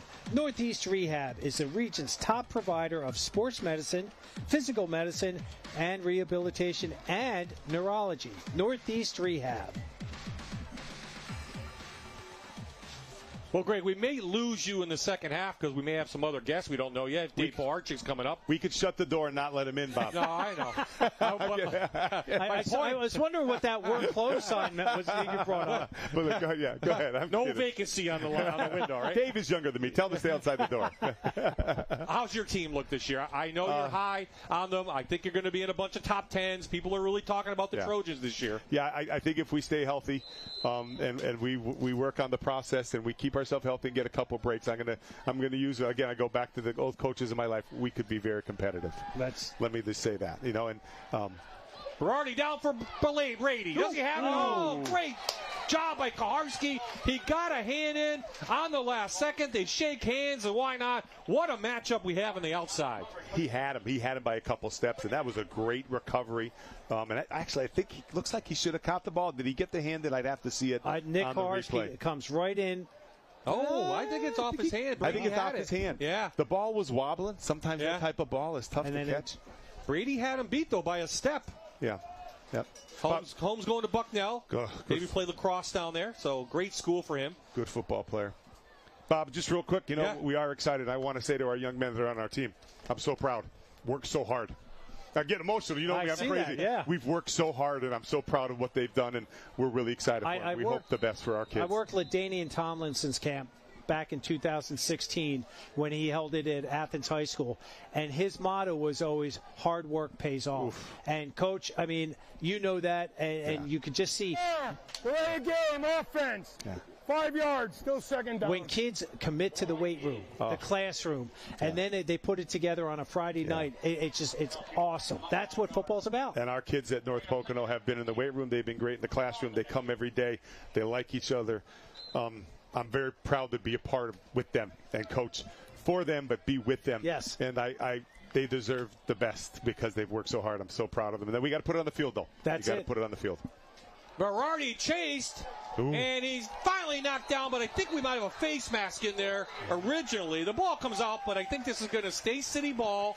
Clock stops 1:23, but what a rush put on by Kostoff and the crew up front for the county. Yeah. Someone, though, got a hand on his face mask. Let's see. Great shot. Again, gets knocked down. Number 4, Gianni Marino. There's a flag coming in. Yeah, I don't know if that's not face mask. Holding. Yeah, it might be holding. I think you're right. 5 yard face mask. Defense. See, 5 yards, still second down. The umpire didn't see it correct. I think it got blocked out a little bit. He got a shoulder pad. Clearly, we saw it, but that's tough. I think if they're going to get the ball back here, I know it sounds conservative in an all-star game, but be careful. Maybe run the ball with the clock. Don't put yourself in a bad situation. You're only down 13. You're in the game. Looks like they could be down a lot more. Be careful here. Don't make a big turnover where you can get the ball back starting the second half and you could be in good shape. I mean, and Coach, you know this. You're at your 20. You're not in the red zone. So you got to be a little conservative with your play calling. Yeah, I would think so. Little quick out. But actually, City got the ball first. Yes, but it's the score's at 13. So County's going to get the ball coming out of the half, right? No, because they're down. Because they're losing. But is it still under? Yeah. Okay. Yeah, it goes by. Okay. Yep. Okay, so then that's. So we have another flag down. That was caught by James Pappas, a late ad from Scranton Prep. Let's see what Jeff Arthur says. We've had a lot of flags this first half, Coach. Their arms are getting in shape now. 13. Jackie, interrupt. Okay, well, third and short now coming up. Clock should roll. Nope. I think he might have gone out of bounds. It would have to if the clock stopped. Yes, sir. So Berardi's still the quarterback. Good protection up front. Oh, good pressure there. Berardi downfield, threw it to the wrong team. That's Lesher from Mid-Valley with the INT at the 40. Lesher still on his feet. Watch him run. Breaks 3 tackles and brings it up. So there you go. Right on cue, Coach. Jacob Lesher. Well, I'll tell you, that play started with number 26, Quinn Pusilowski from Riverside, coming in and just putting that pressure on. Yeah. Again, man-to-man. Going to have routes open, but you better protect, and then you throw the ball down the middle. He obviously saw something downfield. He had to see somebody, and just someone stopped the route, or he was trying to get it to Trayvon Dickey, and he just threw it and the other side. What you said, they moved Quinn from outside linebacker to defensive end for that speed rush, and he was right in the quarterback's face. They also moved Rapooch, too, on the last one to the right side. Again, what you talked about, getting that speed rush in there. And we have a flag on the near side now. And we saw a small glimpse of Lesher when he has the ball in his hands. Yeah, Jacob going to Bloomsburg. So, Coach Cechak down there. Maybe play defense, maybe play offense. We'll see. But again, these flags are slowing the game down in the momentum and everything that people want to see. It's tough. Illegal defense. County. 5-yard penalty. First down. Okay. See, I'd have to watch the replay and look at what it is. So, but that's what I'm confused. So for people at home, the interception didn't count, right? That's what it come down to. Because the defense was in the wrong defense. Now here's the thing: I think the quarter. Here's the thing that I'm going to guess. I don't know.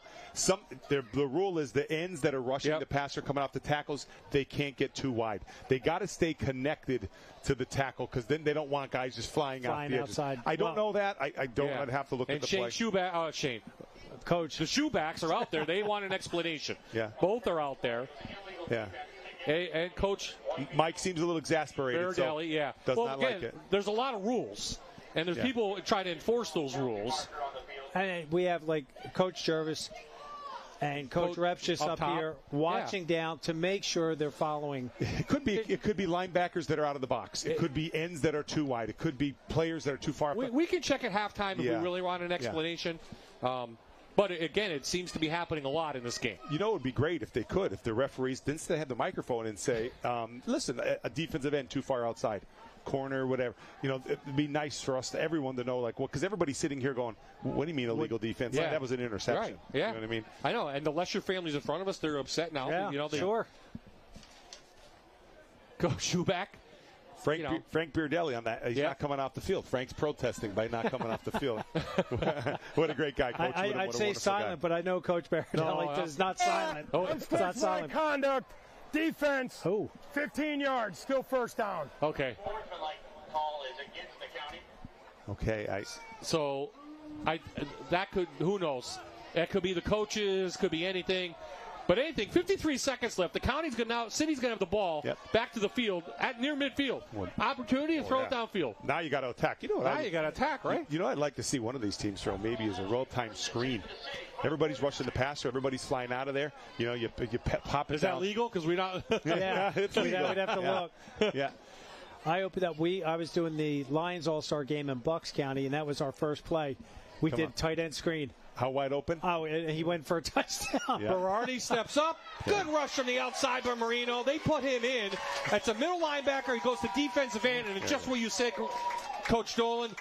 He's feeling it on the outside with the speed. Yeah, and that's you put athletes out there. Well, he went up the middle. Yeah. While he was playing the tackle spot. Yep. Look at him. He's playing. He's feeling. Gianni's like he's having a great night tonight, enjoying it. Put that more of an athlete because they're getting one-on-one protections, right? So he's on the guard, right? Look what he just did there. Nice swim, but he got caught up by. Berardi going to air it out. Down and almost picked off by Koharski. Intended for Holmes again, and Brady had a hand on it and just couldn't pull it in. What a great, these guys have been duking it out all night. It's a good ball, too. I mean, and they're both right there, you know. It's like it's like you're playing in the backyard now. It went through Nick's hands, and Brady had it. Yeah. You go deep. You turn by the car. You know, we used to play a lot of football. I was growing up on a golf course, Fox Hill. Go down by the tree, make the right. You go deep like it's turning into that type of game. When you're in Scranton, you're playing in the middle of the street. That was tough. That's tough. I'm telling you right now, I did that. Yeah, I hear you. Go down that car, and then you hit the car. The neighbor comes out. You hit my car with the ball. Hey, that's great times. That's what it was about. That's what it's about. Okay, third down on the field and long for this City team. Oof, Marino with a pass rush again. He's really they're taking the back end two guys to block him right now. I mean, they're not even defensive tackles or ends who are rushing. Mm-hmm. They're linebackers and their secondary people, because all you need is 4. Mm-hmm. You see Rapuch right there, and Marino and Kostoff. Keep rotating guys in if you're the county, guys that could rush the passer. Keep guys fresh. The city's offensive line is tired. They've taken a lot of plays here. And Bob mentioned that some of them are going 2 ways. You really would like not to go 2 ways in an all-star game, right? Magnotta in for the not the field goal attempt, but a punt coming up in the Manuka Subaru halftime report. We'll go back on the field. We'll celebrate the man of the year for Scranton Lions Club. It will be Delaware Valley coach Keith Olsemer. We should have a flag on that. I don't think you're allowed to tackle the guy, are you? Not if he's fair comment. The clock just... It doesn't matter anyway. The clock runs out, so we'll have that on the field. And then we'll talk to Keith, and then we'll be back in the booth with some highlights and stats. So we are at the half in this 91st annual Lions Club Dream Game. 20-7 the score. Both teams are headed to the locker room to get some Gatorade and, of course, some rest. Yes. Some rest. So Vince is going to be with Coach Schubach. Let's see what he has to say about the first half. Vince? Coach, a great first half to start, firing on all cylinders, high-flying passes, even a big man touchdown. But a couple turnovers late in the first half. What do you have to do to clean it up for the second half? Well, penalties, and we had a blown assignment up front, and then we had a blown assignment on the edge. We had yards. We got greedy on the one play, but these are kids in an all-star game. They're trying to make the most of their reps. I can't complain about them trying to be aggressive. So we're going to just keep being aggressive. That's what got them back in the game and the rules. So we got to come back out and kick to them. So we'll have to just keep playing defense and get the ball back and get back to in a little bit of a better rhythm. And on the defensive side, besides the one big passing play, you guys have been excellent. Getting to the quarterback, forcing turnovers. What is going to be the point of keying in on that and keeping that consistency in the second half? Well, maybe not allowing a big play. Make them earn every yard they're getting, and make them one phase. Coach, best luck in the second half. Guys, thank you. Well said, Coach Schubach. So we'll take a break. We'll be back with the on-field ceremonies after this.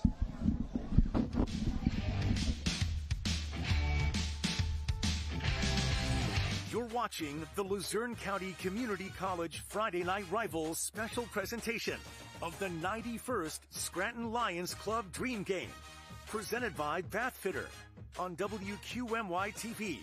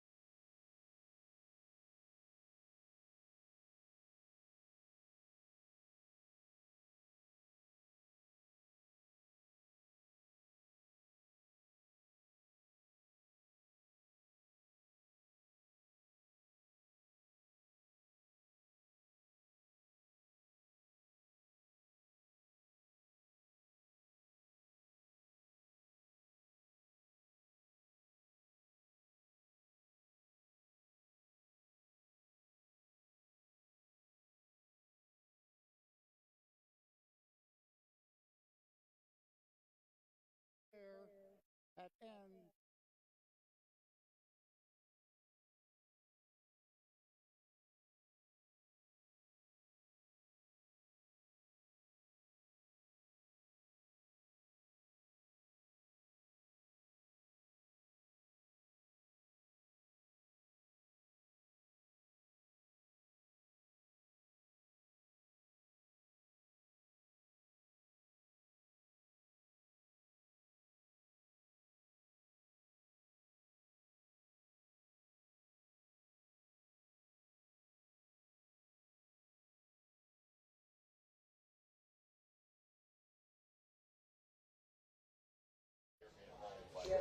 Welcome back. We'll head down to the field now for Jerry Prosciutti to introduce our Man of the Year. He's already in progress with Keith Olsemer. And started his professional career as a high school social studies teacher at Delaware Valley High School. And in 1999, he was appointed as their head football coach. In 20 seasons, he has a career record of 190 wins and 109 losses. His team won 10 district championships, 9 Lackawanna Football Conference Division I titles, and the Eastern Conference 4A crown in 2013. He earned the Times Tribune Coach of the Year in 2004 and 2023. His involvement in the Dream Game is extensive. He played in the 1992 game under Coach Hens's and then coached for the city in 2002 and 2012, and then for the county in 2022. I have known Keith a long time, since he was a young boy and a player at North Pocono. He attended my football camp for 4 years as a young kid, and then when he brought his teams to our Pine Forest football camp for 20 years. I have watched him up close as how he worked with his players and how much they respected him as a person. For the past 3 years, he coached his son, Logan, who was a 3-year starter at quarterback.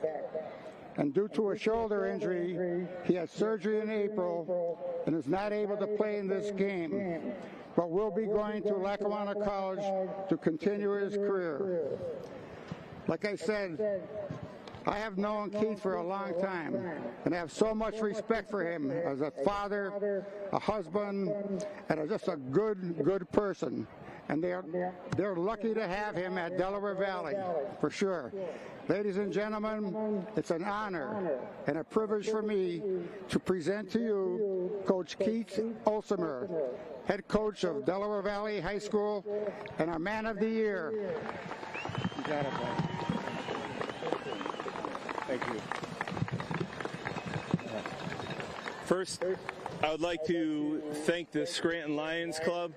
This is a great honor.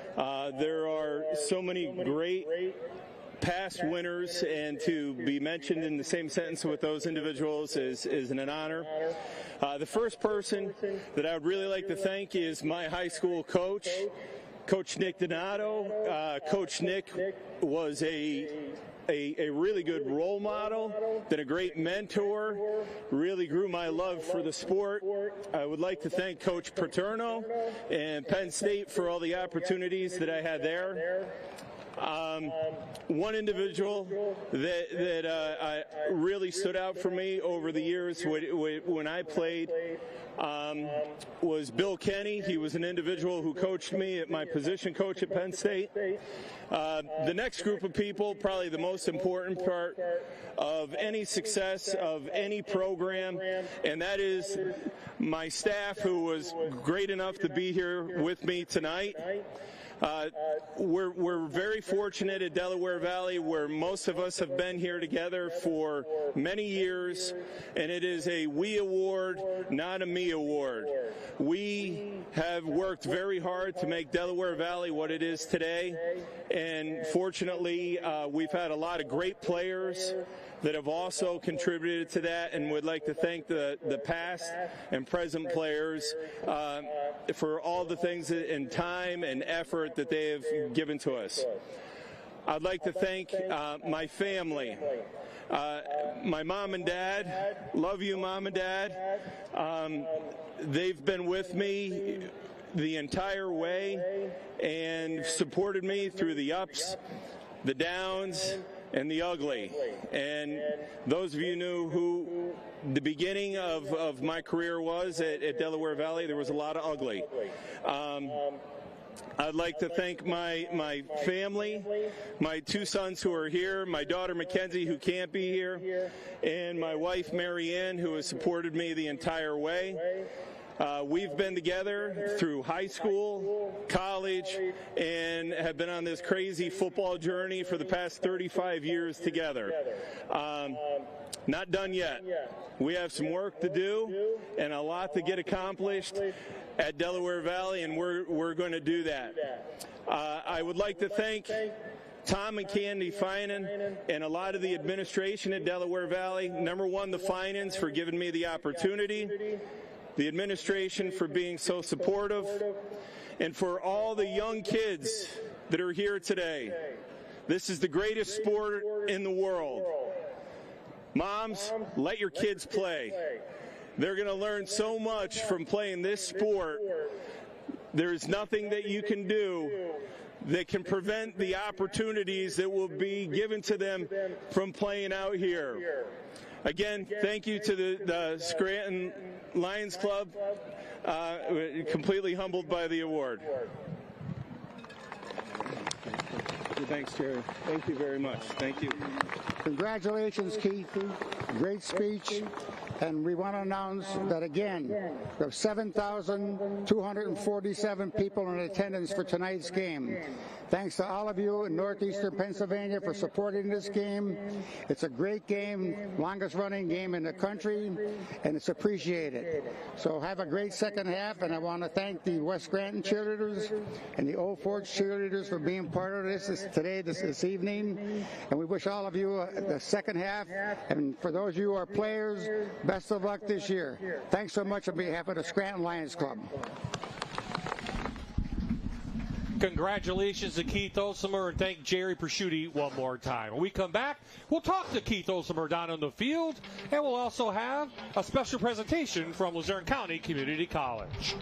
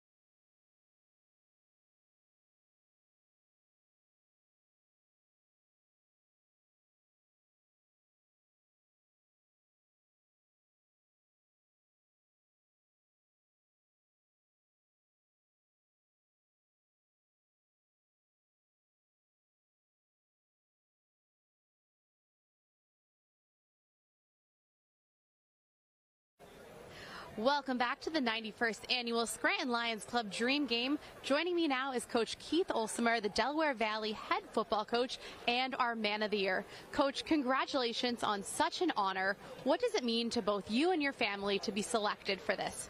I really appreciate it. You know, football means so much in northeastern Pennsylvania, especially in this region, and to be honored with some of the past winners, something special. It means quite a bit, and it's a great honor. How meaningful is it that it's recognizing the off-the-field impacts that you've had as well, not just wins and losses? Well, when I played for Coach Paterno, one of his things was always, you can't judge how successful a team is until you see the kids about 10, 15 years down the road, and you see how successful they become. And I think that was one thing that I always remember playing for Coach Paterno, and it has stuck with me. And it just means a lot to see your kids have success down the road. 20 years at Delaware Valley, I'm sure you've seen that with a lot of your athletes. Yeah, I've seen it, and I've coached a couple of my former players' kids. It's a lot of fun. Enjoy doing what we're doing, and looking to keep it going. How special was it for you to see some of your own athletes out here tonight? I know your son couldn't be out there, but kids that your son grew up with, to see them out there against their rivals. It's an interesting year because Logan not only played like football, but he played basketball. And it's funny, with a lot of these guys on the county team, so it's fun to root those guys on to see them be successful. It's fun to see our kids get a chance to play in this game. It's a great game. Great crowd, a great opportunity, a lot of fun. Awesome. Coach, congratulations again. Thank you so much for being here with us. All right, let's check out a piece now from LCCC. In the downtown Scranton area, there are several options for choice in college. Having a community college in the area is an extremely important resource for students. Just having accessibility to the options to take classes at a reduced rate, be at a more convenient location closer to their homes. Obviously, accessibility in the way of where we're at in the downtown location, inside that marketplace at Steamtown Mall up on that second floor. The students can take advantage of our business administration program. We also have business management. Students here are also taking advantage of the psychology. With a combination of in-person and online curriculum, they can complete those degrees. We are also starting an early childhood education curriculum here this semester. We'll have an evening class for early childhood, introduction to early childhood education. We try and remove those barriers that might keep a student from success in their educational journey, and something like the food pantry, or even student tutoring, our writing center, which is an in-person resource for students here. They are here to help students with those things that come up for them. We are offering an ESL curriculum here at the Scranton Center for any student who needs to bring their ESL language up to proficiency to be able to do college level work.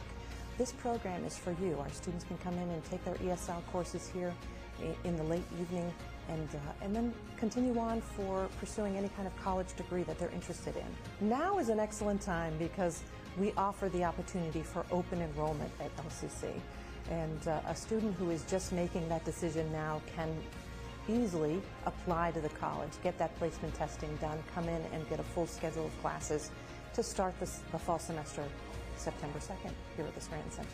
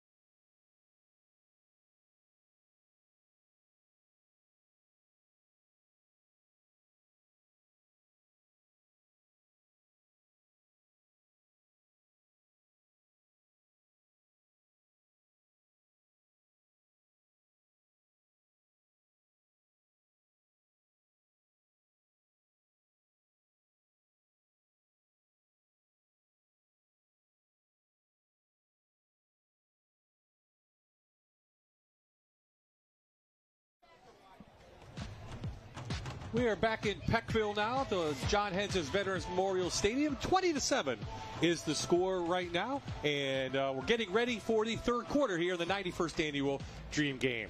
Ide, Jan Cechak, and no, that's not Greg Dolan. That is Dave Pawarchik, the Lakeland coach. We had a call to the bullpen. Greg's going to take a break for the third quarter. Dave, welcome. We want to have someone from Division II. Can't just talk about Division I all the time. No, thanks for having us. I really appreciate it. What have you seen so far from this game? You know, it got a little bit of sloppy there in the middle of the second quarter, but you know, if the city connects on a couple of those shots, you know, it's a much closer game than what we have right now. Okay, well, the city will get the ball. We'll go to the kickoff now down the field. Dave, welcome, and this will be easy for you. Down the shadow.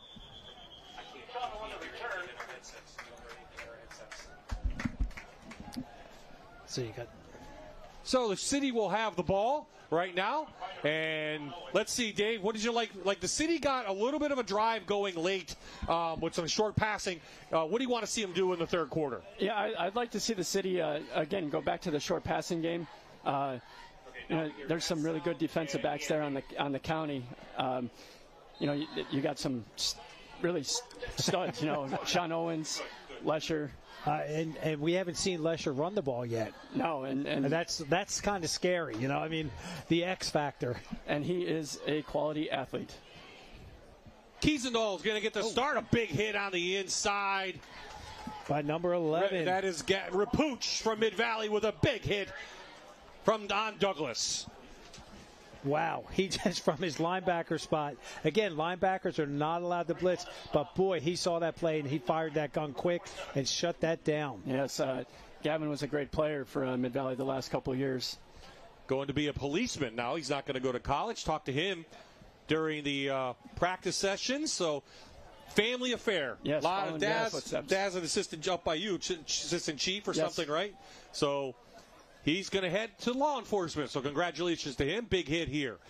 Back to Douglas on the inside. Looks like they're going to the running game. Douglas still moving around, so I'll bring up third and short. Again, in there, the big guy, the 6', 300-pounder from Del Val, Amir Gillette, coming in, doing a great job in there, taking on that combo block. Caused a hole, clogged the hole, and then he was in on the tackle. I could say, honestly, I'm glad, being at Lakeland, we didn't have to block those guys. Yeah, there's some big boys at Delaware Valley. But you're in Division II. It's very competitive. You have a very good division with Dunmore in there and Carbondale and Mid-Valley. I mean, there's all good games every week in that division. No, absolutely. Kiesendall, the outside. Let's see if Holmes came back, or is it intercepted? No, it's a catch. It's a catch. They're going to call a catch, and Brady Holmes pulls it in. Kaharski guarded him. We've seen that matchup all night long, and another one back and forth. All right. Nick's just going, okay, my time will come. I will get another INT tonight. So you'll see right here, right, Coach? Just a quick out. Yeah. Come back on that. Oh, I don't know.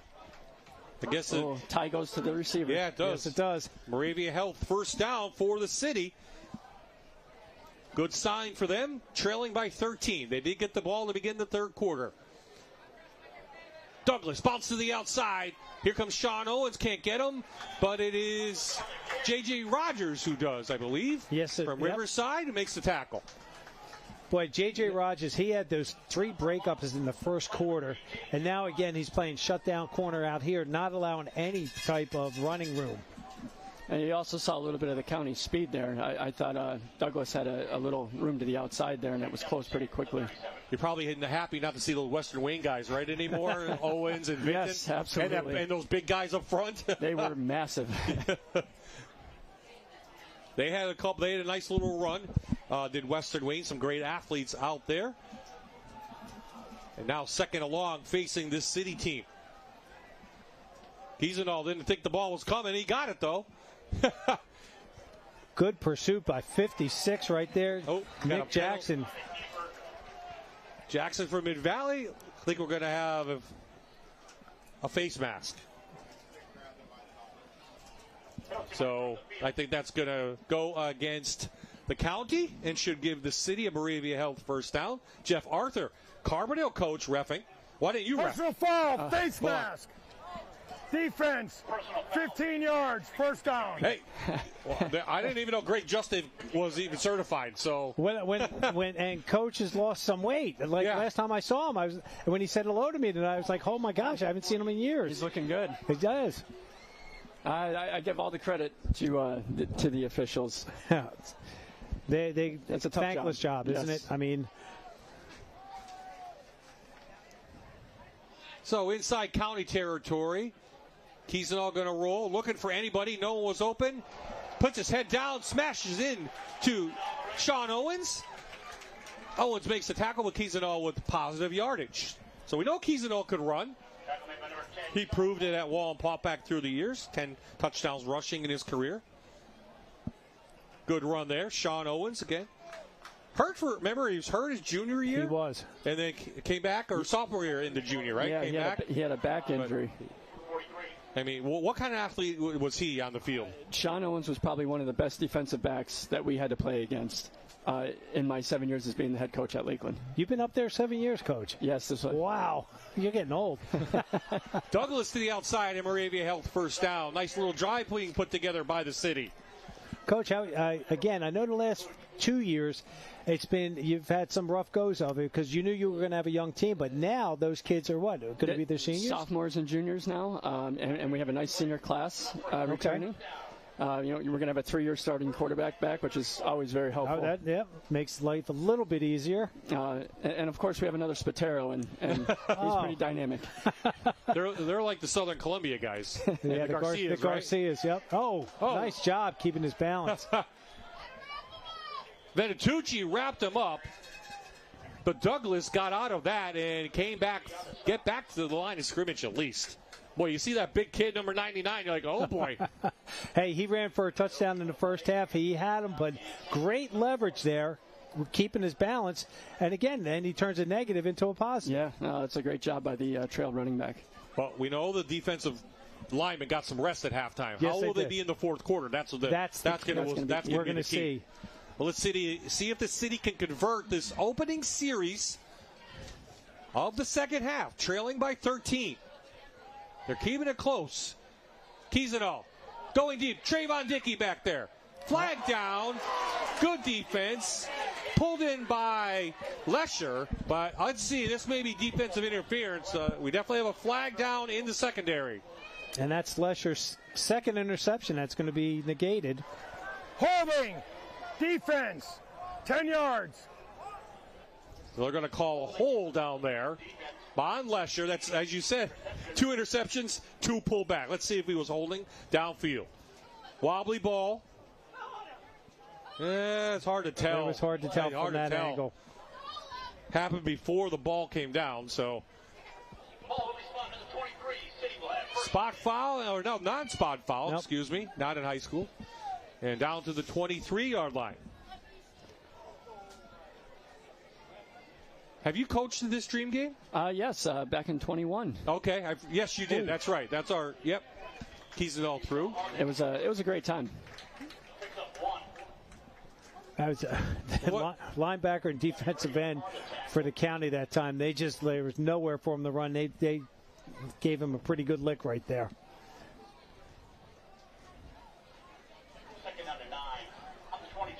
So in 21, Victor? Yes, yeah. It was us in prep, and it was one of those very fortunate times that that came right down to the end. Though it was a great matchup. How many kids did you have from Lakeland that year? I believe we had 6. Kiesendahl puts his head down. Going to be close to the line to gain for a first. Let's see if he got it. Near the 11. Nope, they're definitely going to be moving the chains. Another Moravia Health first down. And what a drive this city is putting together, Dave. No, absolutely. And this is a huge drive here for the city. And they're doing it on the outside, Jan. They're getting to the outside because the inside's pretty much clogged up with the big guys. Now, we saw the first half that Coach Schuback put Gianni Marino at defensive tackle. He put Rapoke at defensive end to get some speed in there. So I think he's playing more of his base defense right now, and they're starting to get hurt on the outside. Inside handoff. Yeah, like you said, there's not much there on the inside. And then that was Braden Lavery from North Pocono, number 2. Because he's got the dark helmet. That's how I know the difference. The black helmet, yep. So it wasn't Douglas. It was the North Pocono product, number 2, Lavery, who's headed to Westchester but won't play football. So they're at the 9, second down.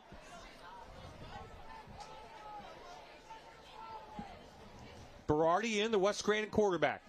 Inside the red zone, brought to you by Santarelli and Sons. And what a great defensive play. Richie Kostoff, Riverside, shooting in and making the tackle. What a great play there by Richie. 87. They go with the outside zone on this, and he just beat the tackle on that, and just. Yeah, Lavery again, and Kostoff, you won't want to see him again. No, Tedonio gone, right? J.J. Rogers, Jerry Rose. Thank goodness, but Riverside still returns a pretty good team. Well, and Coach, that's where I say, like with you, I don't say you have a team, you have a program, because every year you guys are competitive, just like most of the schools are. You're not really too concerned. Great breakup right there. Nice defense. Little inside route by Brady Holmes. Berardi couldn't find him, so I think we're going to bring out the field goal team. Again, you can't rush, so it's just a matter of if the kicker can make the field goal. And we've seen that before to win a game. Yes, he missed we did. it, right? No. So we've seen that quite a few times. So Magnato was going to put it down. 4 for 6 during his senior year. He does have a good leg. He made a field goal of 42 yards. So this one should be about 32 yards. A different holder, though. It looks like it will be Linkowski from Holy Cross. It will be Joshua Linkowski from Holy Cross who will do the holding. Again, you can't rush. Sometimes that can be a little more nerve-wracking for the specialists. I know. So I think they're just trying to figure out formation. You see the West Scranton coaches on the field.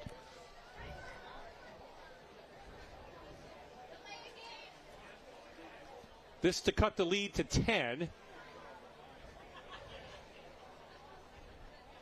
Dave, would you kick a field goal here or down 13, go for it?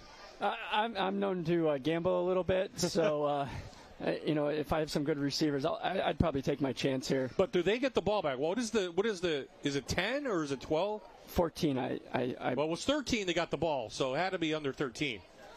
So I thought it was 10.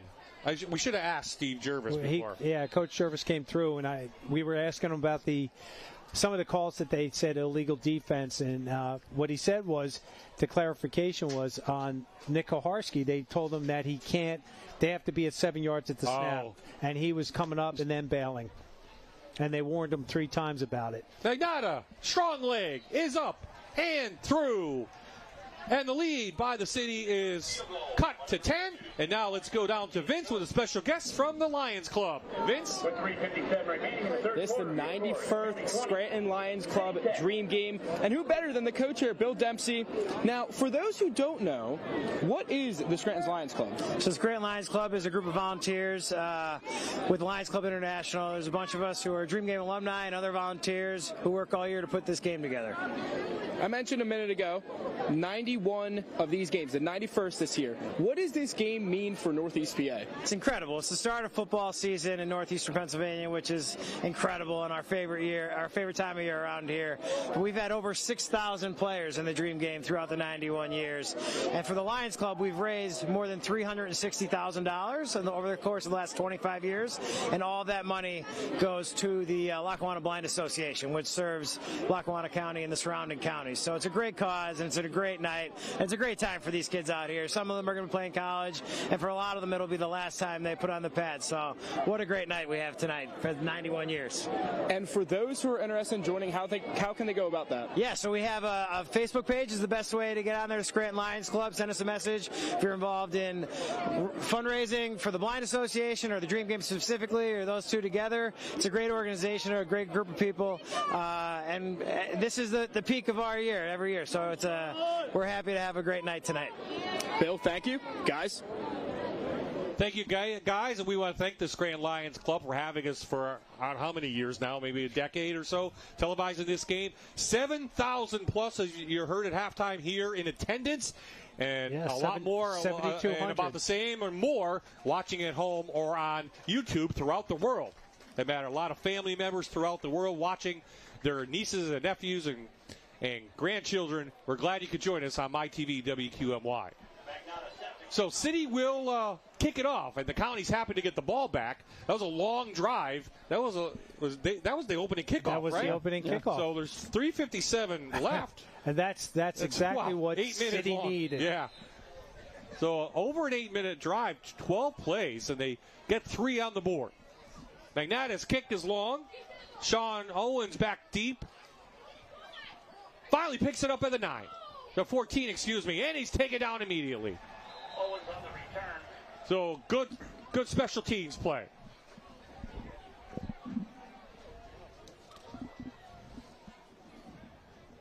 AJ's Bar and Grill in Carbondale is your hometown hangout. Cold drinks, great food, and good vibes every night. After the Dream Game, swing by AJ's and keep the fun going. AJ's Bar and Grill.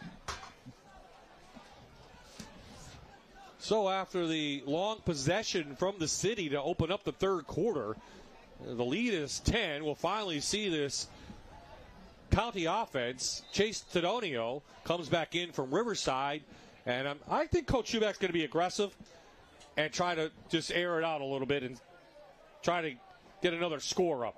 Well, he's got the balance set in there. He got out of that double tight double wing. Richie Kostoff with the end around. Kostoff brings it up. Tedonio in that first half, 4 of 5 for 39 yards. So we get to see him, and to Kostoff, it's a Moravia Health first down for the county. That's a nice little play there. You have to throw the ball so many times in this game, and that counts as a pass.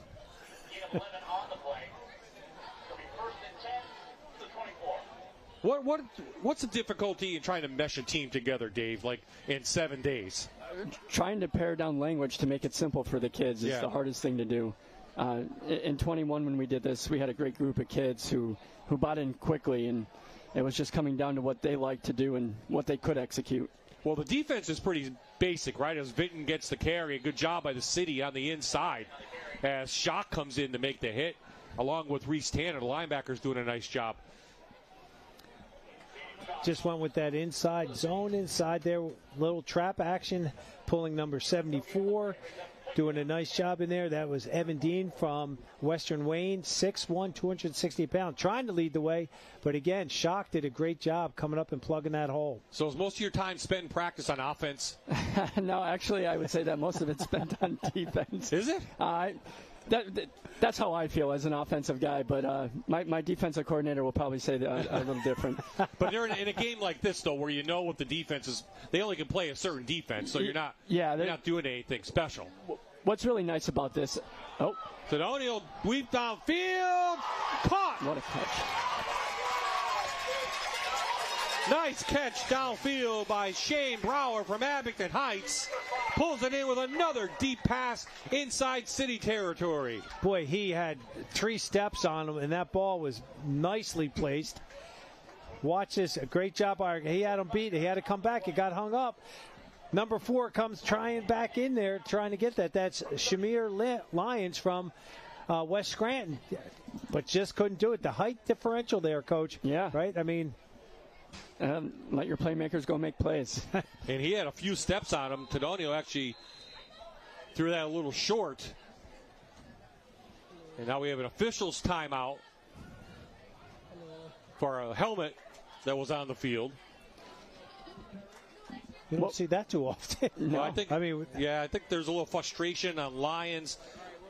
We'll let them address that on the field. Oh, dead ball, personal foul. Yeah, unsportsmanlike. I think Lions may have thrown his helmet after in frustration. So we'll get a personal foul, and we'll see if he comes back into the game. Unfortunate, as one of his West Scranton coaches has his helmet right now, and that will put the ball at the 20-yard line. I mean, that was a big play, and then to do that, to give them another 15, Well, yeah. And his defense lines, I did see a little push off. Yeah. We also, I think I saw it at least. I don't know if we saw it on camera. So maybe he was just frustrated because they didn't call it. You know what? They're athletes. The officials just missed it. That's all. Another flag. Snap infraction, offense. 5-yard penalty, still first down. These guys are getting their workout now too for the year. There's been a lot of yellow flags on the field, and again, some of them have been the dream game defensive rules that they have to enforce, and that's just part of this game. We ran into that as well when we were coaching. Can't rush the quarterback. He leaves the pocket. You still can't go after him. Yeah, it's tough to hold kids back. I mean, they're trained, right, to tackle. They're trained to be aggressive. As good defensive stop on there by the city team. Brower had the ball.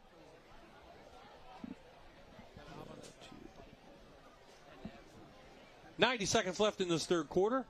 So, Division II, Lackawanna League this year. Sum it up. I think that you have to give kudos to Riverside. They made that great run last year. They have a lot of decent athletes back, and I think you got to watch out for the Dunmore Bucks. They got the transfer in of Weston Unone, and he is a definite playmaker from Susquehanna. And you still have quality other teams in the division like Western Wayne, West Scranton, and Honesdale. And let's not forget about Coach Hawanitz going to Honesdale. Yeah. Theodore with the Abington Heights with a nice in pass. That's a Moravia Health first down. We are in the Santorelli and Sons Oil red zone. County looking to put some points on the board after City. He was slinging that ball right in there. Great job, Sean Theodore, on that post pattern. Again, Coach, I always say this up here in the booth. I think the hardest pass play is the slant to defend because you're darned if you do, darned if you don't. Take away inside, take away outside. 100%.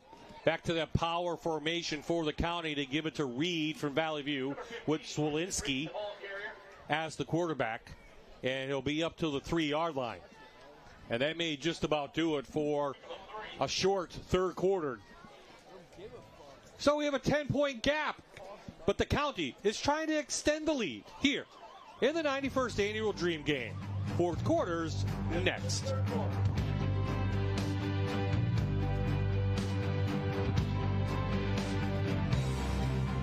In the downtown Scranton area, there are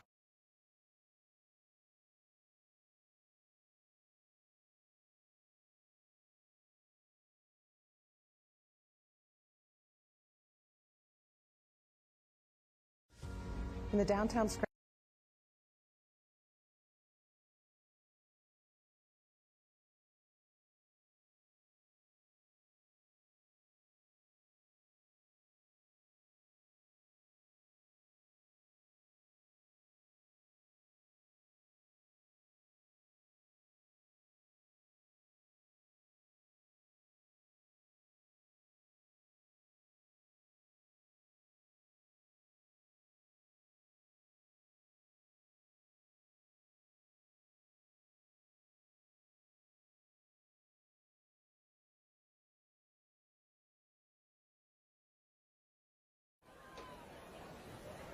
Welcome back to the 91st Annual Scranton Lions Club Dream Game, where the county leads the city 20-10. Joining me now are recent graduates from West Scranton and our cheerleaders on the city side, the West Scranton cheerleaders. I'm joined with Amelia, Madison, and Gianna. Girls, what was it like getting back together this week to practice cheering and cheer here tonight? It was very bittersweet. At our last game of the real season last year, there was a lot of tears that were flowing. We were very sad, so I think we're honestly just grateful we were given the opportunity to come back and cheer at the Dream Game with our team again.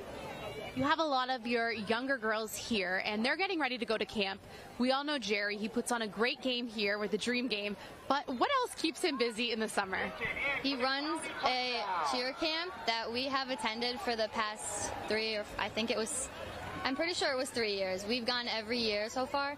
It's really fun, and it's just like a great opportunity for your team to like come together, and you get closer like as the season, like right before the season starts. you just have a chance to really get to know everybody on your team. Well, girls, thanks for coming out here and cheering on some of your schoolmates and all of these football players tonight. Guys, I think we missed a touchdown. No, we saw the touchdown. We saw Josh Fitton put it in, and they complete an 87-yard drive in 6 plays. No, we saw it, and we thank the West Scranton cheerleaders and the Old Ford cheerleaders for coming out and representing their teams in the Dream Game. So the lead is back up to 17, 11:53 left, and Greg Dolan from North Pocono joins us back in the booth for the final plays of this game as the county marches downfield, and now the city trails again by 17.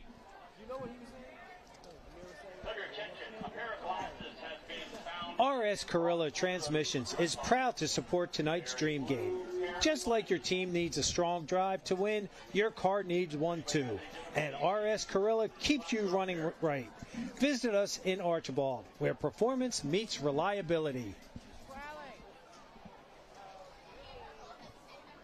That was a long drive in the third quarter by the city, wasn't it, Greg? How about that? Yeah, how about controlling the clock? You know, you get something out of it, which is nice. Yeah. You know, great job at controlling the clock and settling the game down. But then they come back with 2 big plays. Here's the touchdown. Just end around with Vinton in there doing what he does best, scoring touchdowns, whether it's for the All-Star game or for Western Wayne. With Reed and Marino in front of him, big bodies in front of him. Yep.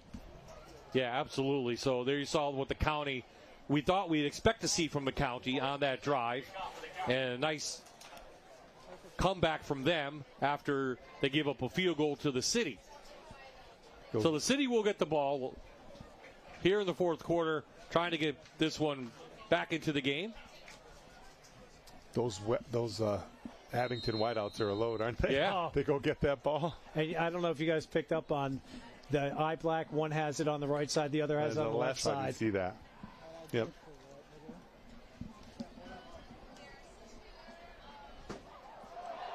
Oh, boy. Shadow fumbles the ball. Red jerseys all over the place. He'll get it up to the 20-yard line, and that's where the city will take over. You know, the cheerleaders, and you see the young ladies there, and then you see the cheerleaders here, and then the band that comes in the games. High school football won't be what it is if you don't have the cheerleaders and the band and the community. Exactly. You know, it's great the football players and all, but the band and the cheerleaders make it great. Proud Dream Game sponsor, Pinky's Family Restaurant on Main Street, serving hometown favorites since 1953. Hearty breakfast, daily lunch specials, homemade sopressata, and made-to-order omelets. Pinky's Family Restaurant.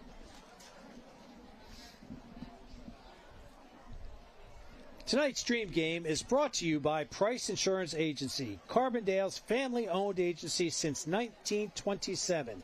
From auto and home to business and life insurance, they shop multiple carriers to get you the best coverage and price. Visit PriceInsuranceAgency.com or stop by 59 Salem Avenue in Carbondale. Service that counts.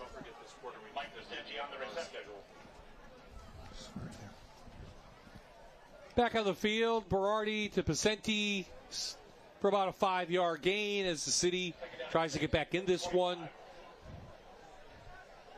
As we get set for the 2025 season coming up, believe it or not. Gets underway in a few weeks. Well, Media Day for Lackawanna League next Tuesday, Coach. Yeah, we'll see you then as we headed downfield to Holmes. He had a step on J.J. Rogers, but it was overthrown. Can't believe next week Media Day. Isn't Coach. it crazy? Yeah, it's crazy. On the Tuesday at the Regal Room, they do a wonderful job. A great job. We've been there I've been there the last 7 years attending. Yeah. Do a great job. It's a great way for the media to see all our players and get the word out about all the great players that we have in Lackawanna County. There you see the pass again. And, Division One's going to be tough this year.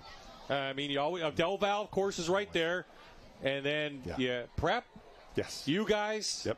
Scranton. Yep. Keep on going. Valley View. Keep on going. Paul Pack. We didn't mention the Abington Heights quarterback. And Abington Heights. Yeah. So, it's a bear, right? Uh-oh. Oh, intercepted. There it is. Yeah. J.J. Rogers from Riverside with an NEPA Builders interception, pick 6. Well, he had 3 pass breakups just in the first quarter.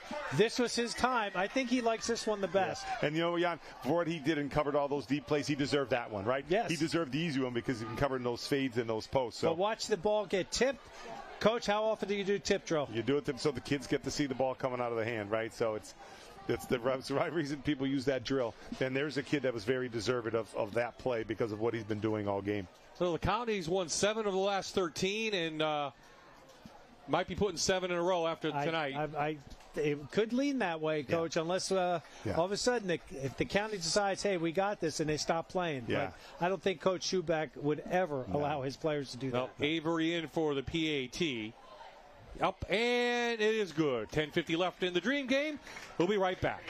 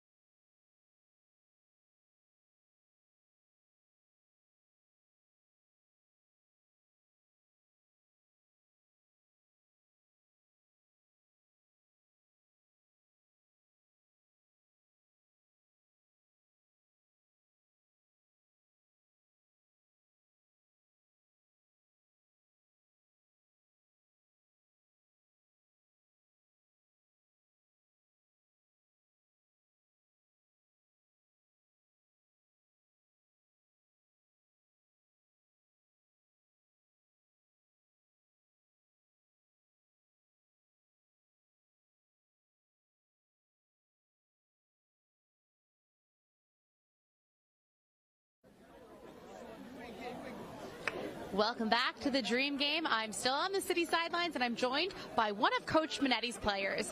What's it like playing for Coach Minetti one more time? It's been amazing to play for Coach Minetti. He's really taught me what it feels like to take accountability, take responsibility of my actions. He's also taught me what it feels like to make like a brotherhood, a family with other people. It's amazing. I can't put in words how grateful I am to Coach Minetti for the things he's taught me throughout my high school career. What was his message to the Dream Game team and this city team?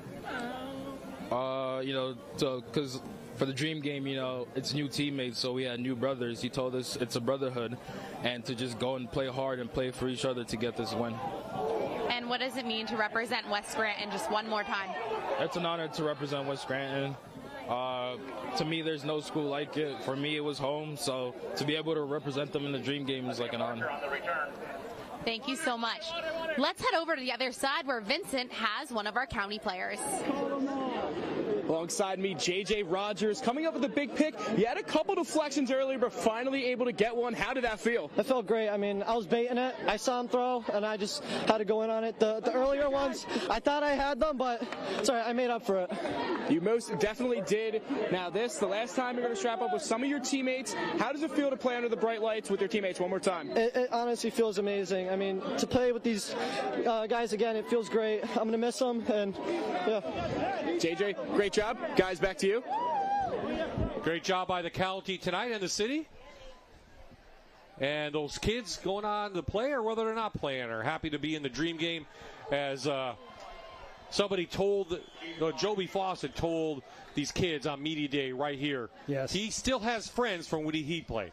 So, and you heard all these kids say, I was close to this guy. I got close to these guys. I didn't even meet them until Media Day, until this week. That's what it's about, right, Greg? Yeah, it's so much about that. We see kids that develop friendships over the years, and it's tremendous. I was very fortunate enough. I don't think I was a good enough football player. I played in Unico. There was a kid that played in Wyoming Seminary, and I played my senior year.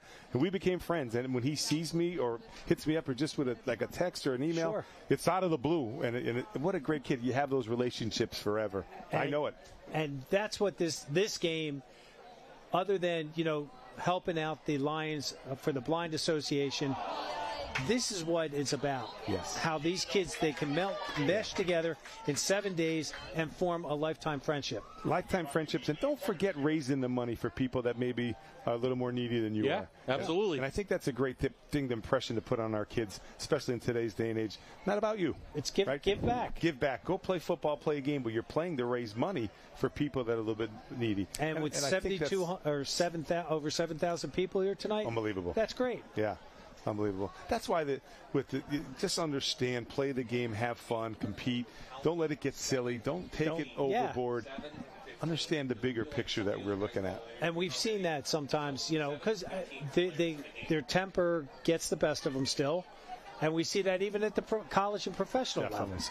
He's an all downfield to Dickey. We have a flag down. Dickey pulls it in, uses his speed, still on his feet. Down the 11. Let's see if this one will stand or coming back. Looks like it's coming back. I think it's coming back. We have a penalty marker on the field.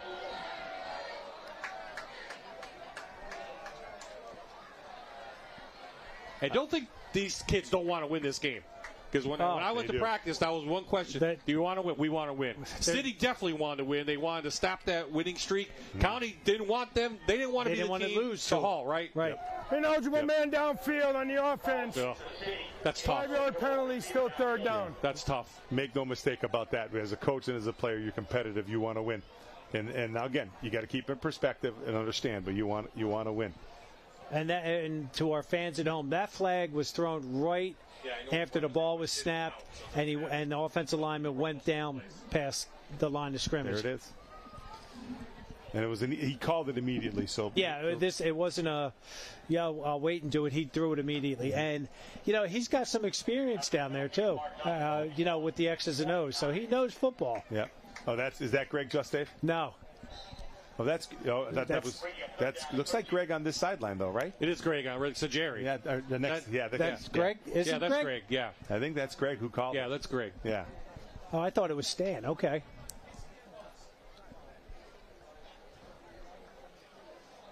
I don't know. We got Stan maybe on the other side. Yeah, it could be. So 34-10 to score. About 9 minutes left. Third and long. Kiesendahl again go downfield. He has Holmes wide open.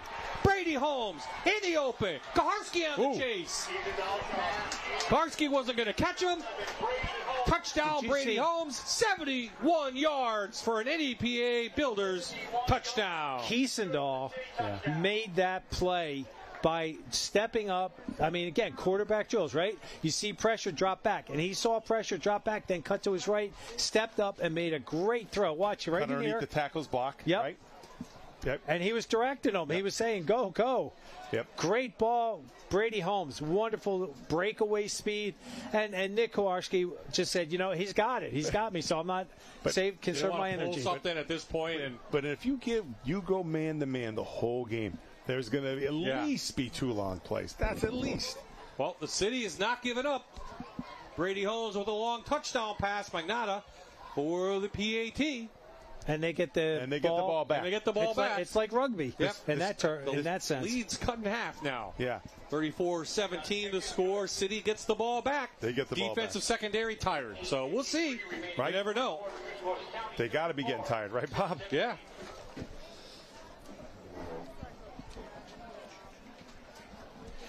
Maile Manor is proud to back tonight's Dream Game. Right after the final whistle, head to Maile Manor, serving mouth-watering wings, burgers, hoagies, and even soft-served ice cream. Find them at 382 Commerce Drive in Scott Township.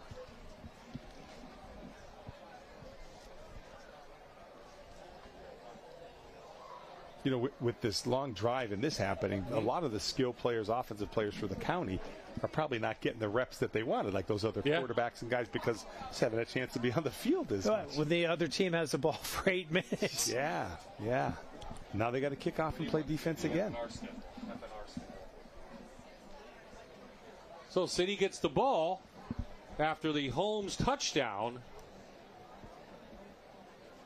The city coaches are plotting and scheming over there, Coach Minetti. I think they're just trying to figure out the rules and.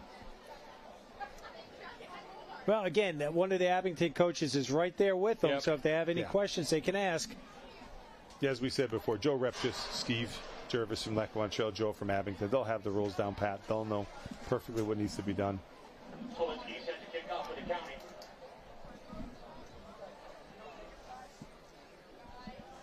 So Zwolinski gonna tee it up again. He's getting a workout. Yes, he is. Fat fitter kickoff coming right here. You know, do you remember the old pass, punt, and kick? Yep. Yeah. That's yeah. Get the ball. Okay. Picked up by Avery from North Pocono. He's hit right at the 20-yard line. Looks like Vinton and Owens is on special teams for Western Wayne.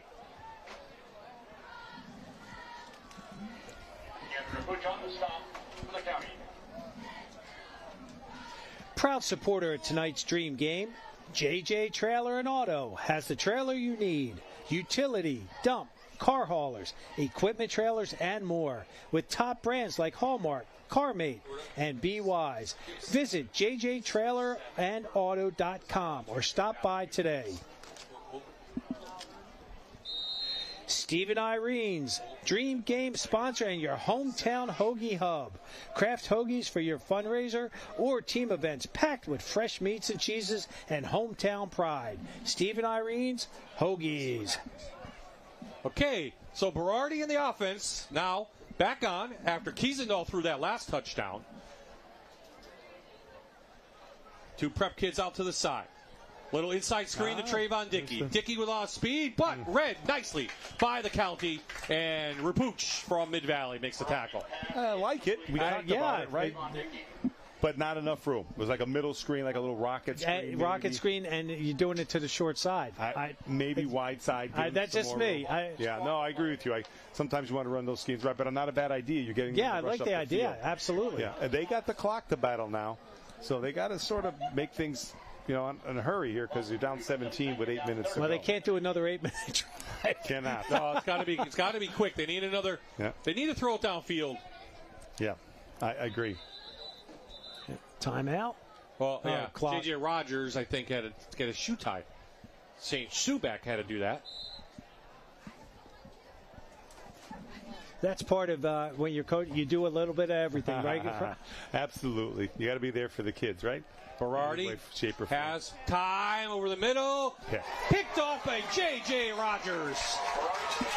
Second interception of the game, and he gives the county ball at midfield. Might have broken a record for Dream Game interceptions. What, 2, 4? 2 and 2 right now. At least. And a touchdown. So let's go to Amanda first. We'll figure that out. Amanda? Joining me now is Drew from Wallen-Paulpack. Drew, I'm going to go through a couple quick questions just to get to know you and your team. So tell me, offense or defense? Offense. Pre-game meal? Ooh, penne with meatballs. Favorite NFL team? Dallas Cowboys. Favorite coach that you've ever had? Rich Palazzi. If you had to play a different position, what would you play? Running back for sure. Who was your favorite player out there to watch on this game with you? Ooh, I would say Brady Holmes. Who's the loudest guy in the team? Zayden Shock. Who's the best dressed? Damn. I'm gonna say Mike Pacenti. And who talks the most trash? 100% Isaiah. And now I have to ask this. Drew, where are you off to next year? I'm going to the University of Pittsburgh. Hail to Pitt. Yes, sir. Back to you guys. Well, that's why she is. Wow, okay, Amanda. Okay. That's great. Now we know why. That's a great series of questions asked a young kid. That's great. It's a great job by Amanda there. Thanks to Drew Kiesendahl. We saw him a couple times. We had him against North Pocono. And yes. Yeah. Last year, another game. So, good to see the Wallen-Paulpack kids. They had a new coach last year. Yeah. They should be right there. Yeah. Matt Naraki from the North Pocono. I coached them. He did a nice wonderful job. Him and his staff did. He will continue to do a wonderful job. You don't have the same formation terminology and stuff like that. We're seeing tonight with Coach Minetti and Schuback. I don't think so. I'm sure maybe a little bit, but he knows what to do. He's done a great job. Very, very, very proud of him. Well, trying to hit Sean Theodore again. That's been a good connection all night. The ball was just a little bit too far out in front of him. Aiden Collins in there from Honesdale. He's quarterbacking. I think in a regular game you might try to run the clock a little bit here, but in an all-star game, you gotta let kids play. Yeah. You know what I mean? In a regular game, I don't know if you throw the ball on first down up 17. Well, you know, Coach Schubach, he just likes to score. He said he's going to be aggressive. That's the way he is. Yep, absolutely right. I think he's right in doing it in an all-star game. If I threw a pass on first down up 17 when I was coaching at Dunmore calling the plays, I don't know, my father-in-law. You would have to be answering some timeout. I think we have a timeout on the field.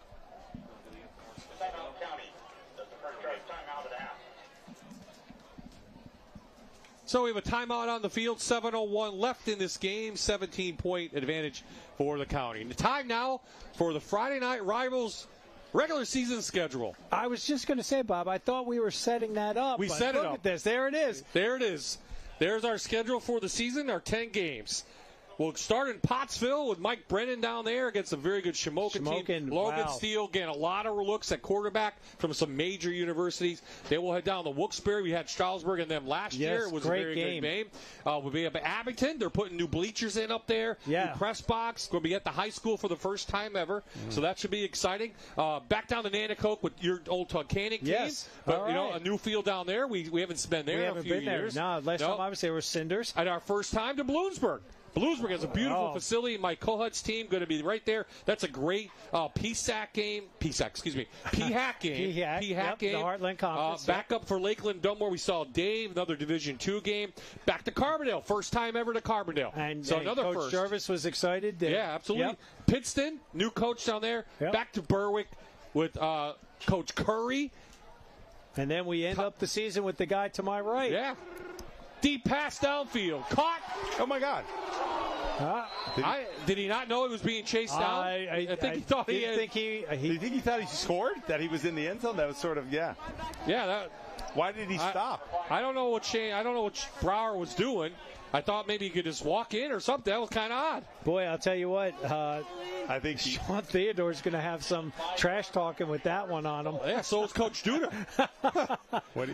Finished the play. Great job by Collins moving around. Did he think he was at the goal line already? No. I think it looked like he just started to like. Oh, no, you can't do that. Yeah, I mean, the ends up, he could see that. I think he thought he was just going to walk in. A mistake by a young man. Yeah, he's lucky he didn't lose the ball. Overzealous. I mean, you know. Well, the ball's at the 5, and another great catch by an Abington Heights receiver down there. Sets up the County to extend this lead. They got him at the top of the eye again. Oh, here we go. It was going back. No, we got a timeout. Coach Schubach. So let's go back to the schedule. We'll wrap it up, as we said, North Pocono against Scranton Prep. So, Coach Dolan, you know a lot of the teams in our area. I think it's a pretty good schedule. We got a lot of firsts this year, Jan. Yes, we do. A lot of firsts. It's going to be neat to travel to some of these and hopefully some good games. I mean, we haven't been in Pottsville in 10 years. Down to that beautiful facility down there against Shamokin. Yeah. With Coach Brennan. And, you know, Abington Heights going to be right there. Dallas, unknown, right? This year he does have offensive line coming back, which he's never had. But he's losing a lot of skills.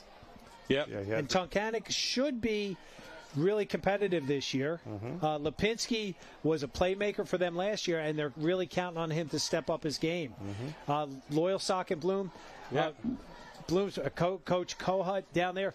But you got to step your game up with the media. This guy gave us like 4 or 5 pages of information. Did he really? It was awesome. Wow. Breakdowns and favorites and Wow. Does he have a job? Is he retired? Bloomsburg. No, he's the AD too. Is he married? Yeah, he's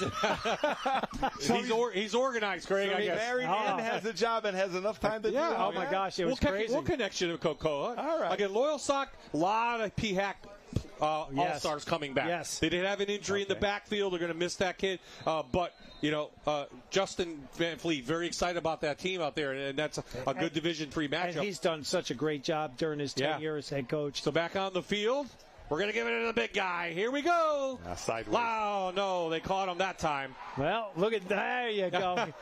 36 is loving it. Shock there, but Jack Dowling, I think, had the play on the bottom. He did. He had his feet, so Weebles wobble, and he did fall down.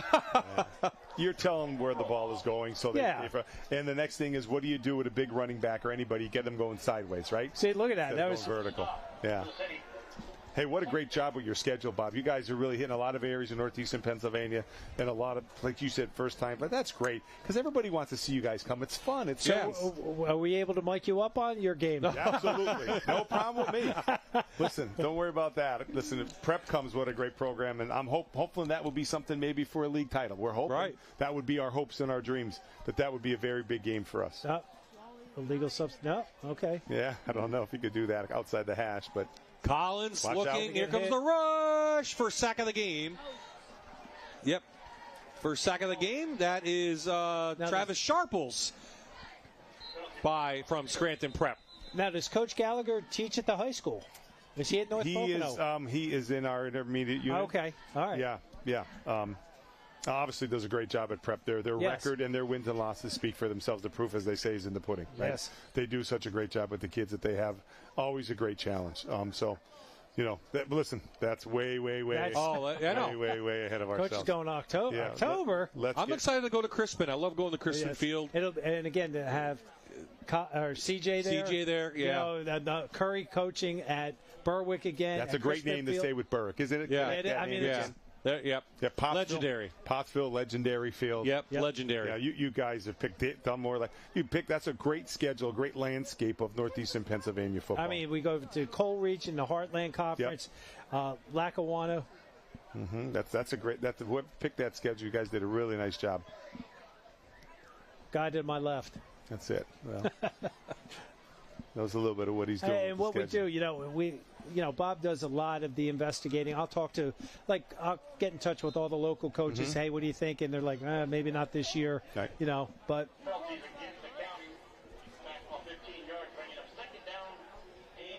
Second and goal. Going 2 by 2. So, I mean, you'd have to think this is a pass. The protection with Reed to his left. You got those big wideouts out there. Boy. Yeah, you do. 4 wideouts in there. That's a hold. They're getting good pressure on him. Yeah. Rossi takes down Collins from behind, but he got the pass away.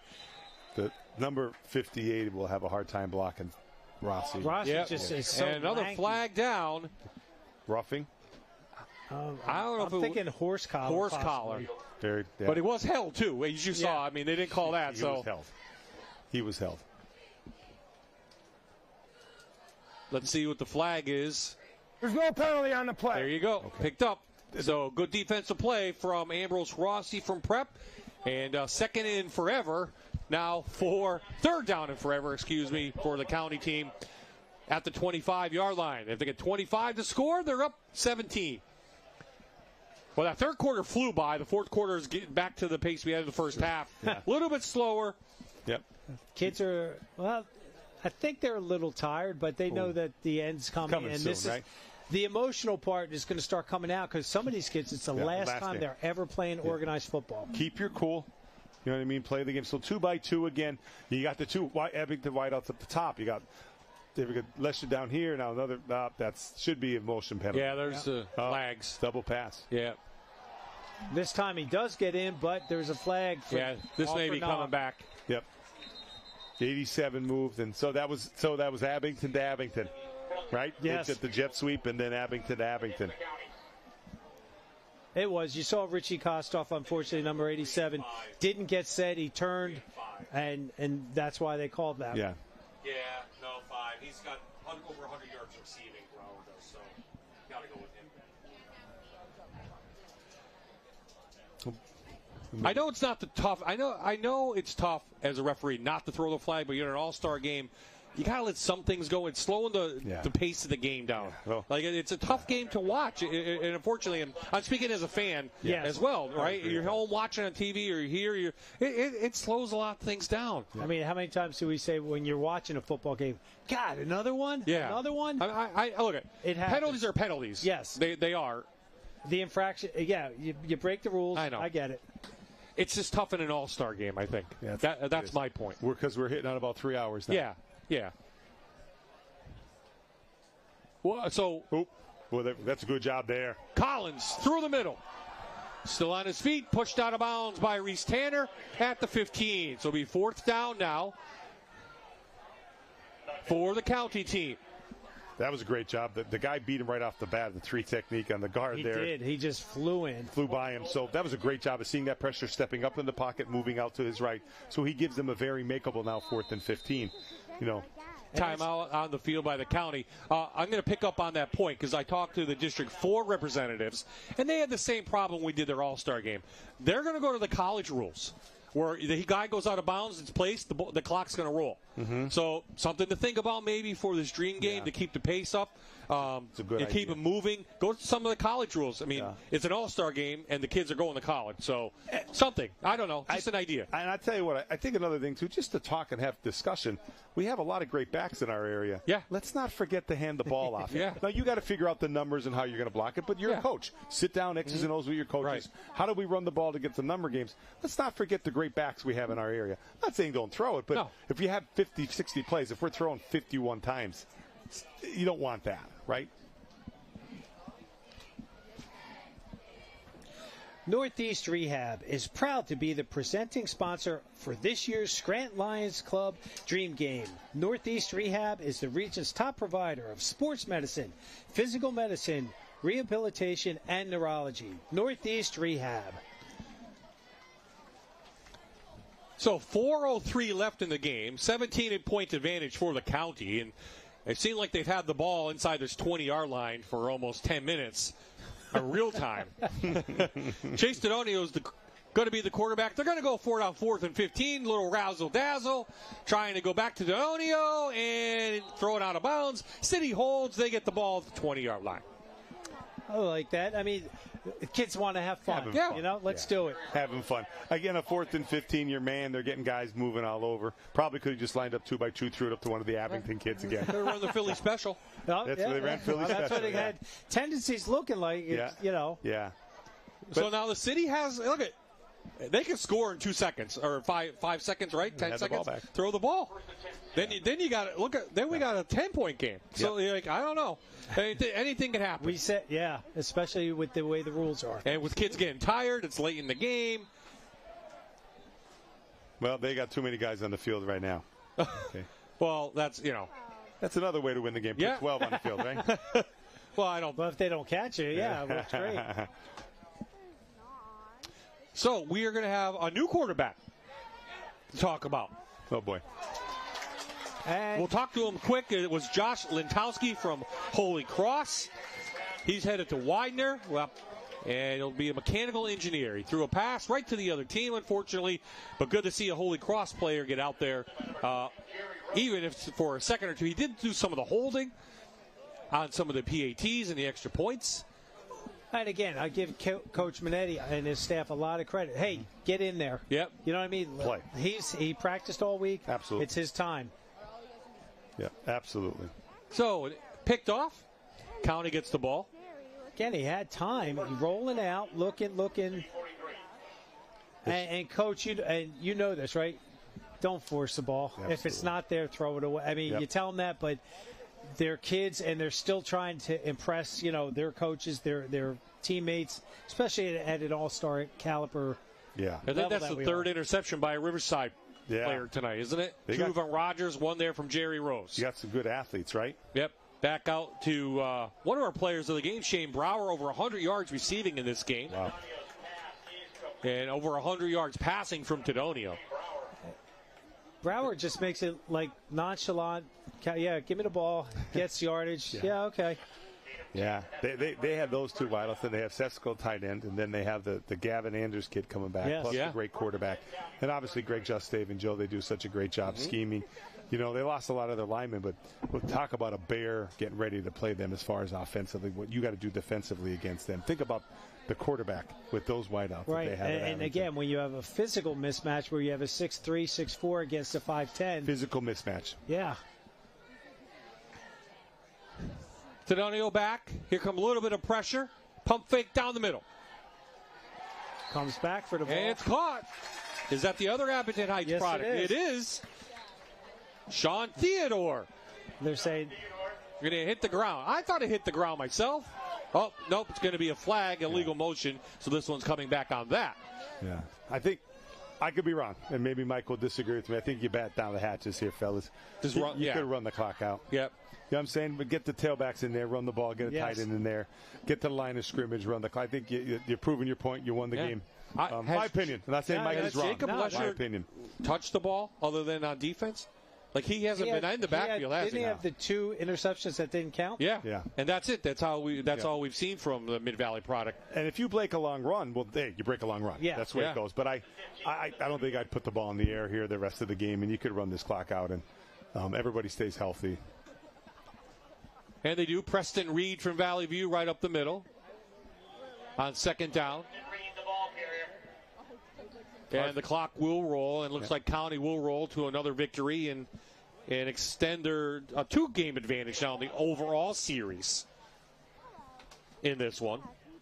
44-42-4 will go to as the County will pull this one off. So here we go, Greg. Season's getting underway, crazy, right? Man. We talked about it. Media days next week. Yeah. 4th is heat conditioning week, right? Heat acclimation, as they say, and you got your first scrimmage coming up like a couple weeks after. Who are you scrimmaging? We're at Wilkes-Barre. Talk about a great quarterback and a good team coming. Yes. We have a go to this will be great we'll for us. We'll go to that one, Jan. I don't know. We'll have to see. That's a great facility. Yeah, it's a great facility.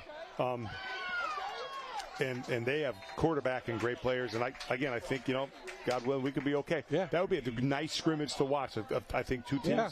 Hopefully they can. And what a beautiful field. They did right there. Yeah, and I believe they finished the team rooms that were in back of the visitor side. Yeah, they're nice. Yeah. So It hurts the heart a little bit because I'm an old Wyoming Valley guy.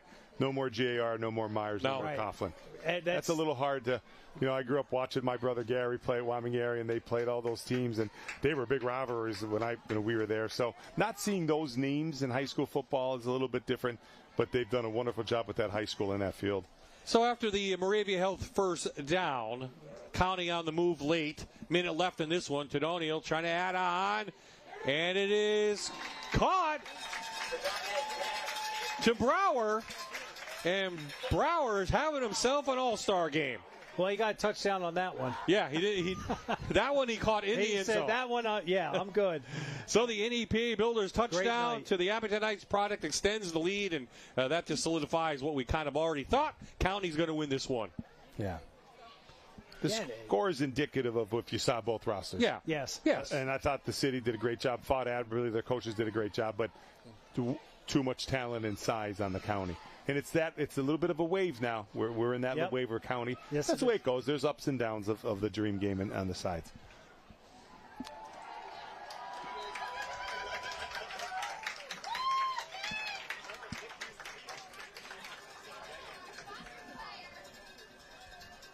Luzerne County Community College is changing the game. The new Career and Technology Academy lets high school students earn college credits free of charge while training for high-demand jobs. Learn more at luzerne.edu. Well, Mike Schuback just got the Gatorade bath in his fancy white shirt that they made up for the game. Look, you can see how cold it is.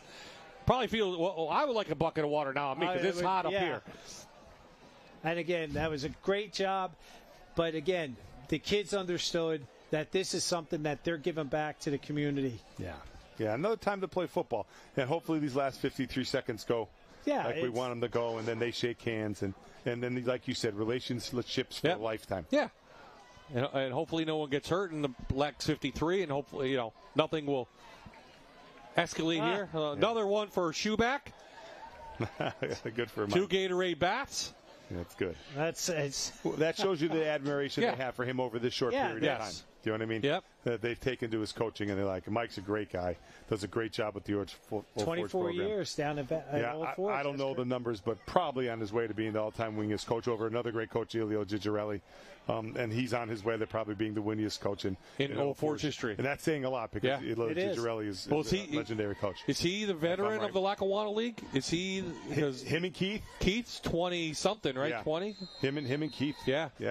I think Keith, they said, I believe, is 20 years, and Mike is 24. Yeah, two good guys and 2 good coaches, and have done wonderful jobs with their programs. And Keith started that program He did. Congrats to Keith tonight. He started that program when there wasn't much there. What I really saw was as he said, and his entire coaching staff was here for him. Yeah.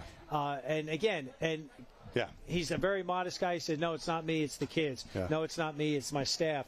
But to see that his staff was here to support him, it says volumes about what he's doing up there. It personifies who he is as a person. Yes. You talk to Keith. Keith knows if you have a great program like he has, it's not about one coach.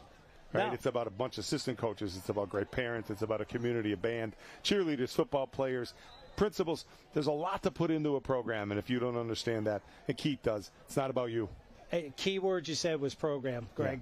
Yeah, he's developed a program at DV. Downfield knocked away by Rogers. Boy, another breakup.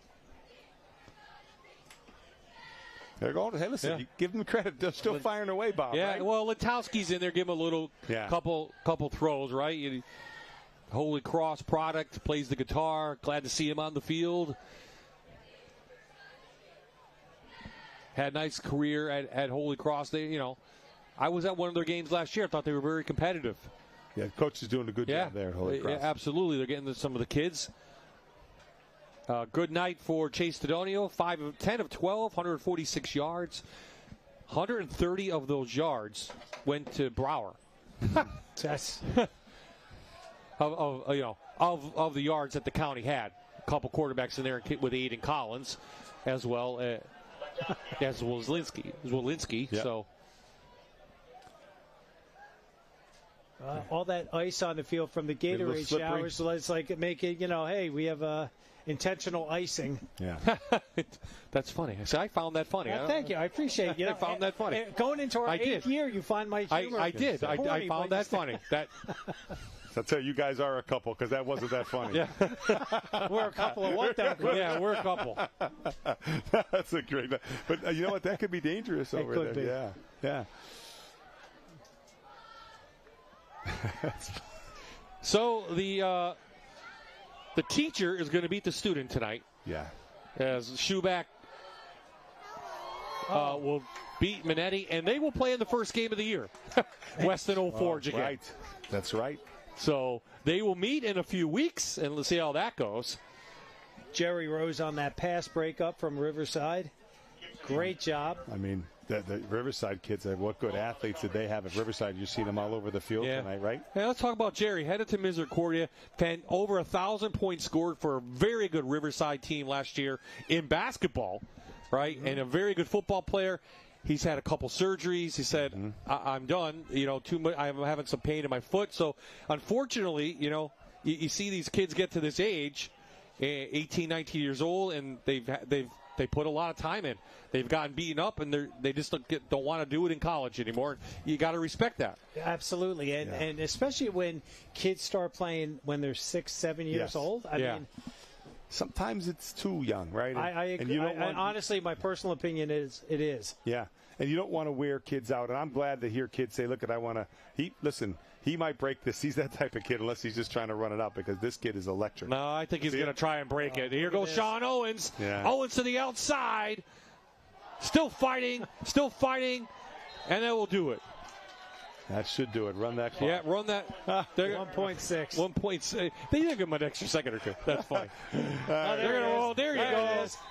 And that will do it in the 91st annual Scranton Lions Club Dream Game.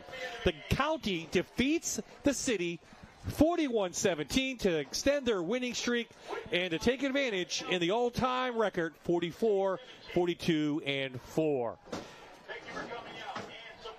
Vince Goldschmidt's going to be down with the players of the game, brought to you by Luzerne County Community College. And Amanda will grab Coach Schuback and see how that ice felt, I think. But, as you said, Coach Dolan, on paper, we thought this could happen. I'll give the credit to the city. They held it tight for a long time there and just kind of wore out at the end. Yeah, listen, talent matters. Yeah. Right, and it mattered a little bit tonight, but take nothing away from the city kids. They had great fight. But the county had a little more. Little more bullets in the chambers there. I don't want to use a gun reference, but you know what I'm saying. Size difference, Coach. also played into it. No doubt. No doubt. Size and talent sort of shifted towards the county recently. But great fight by the city.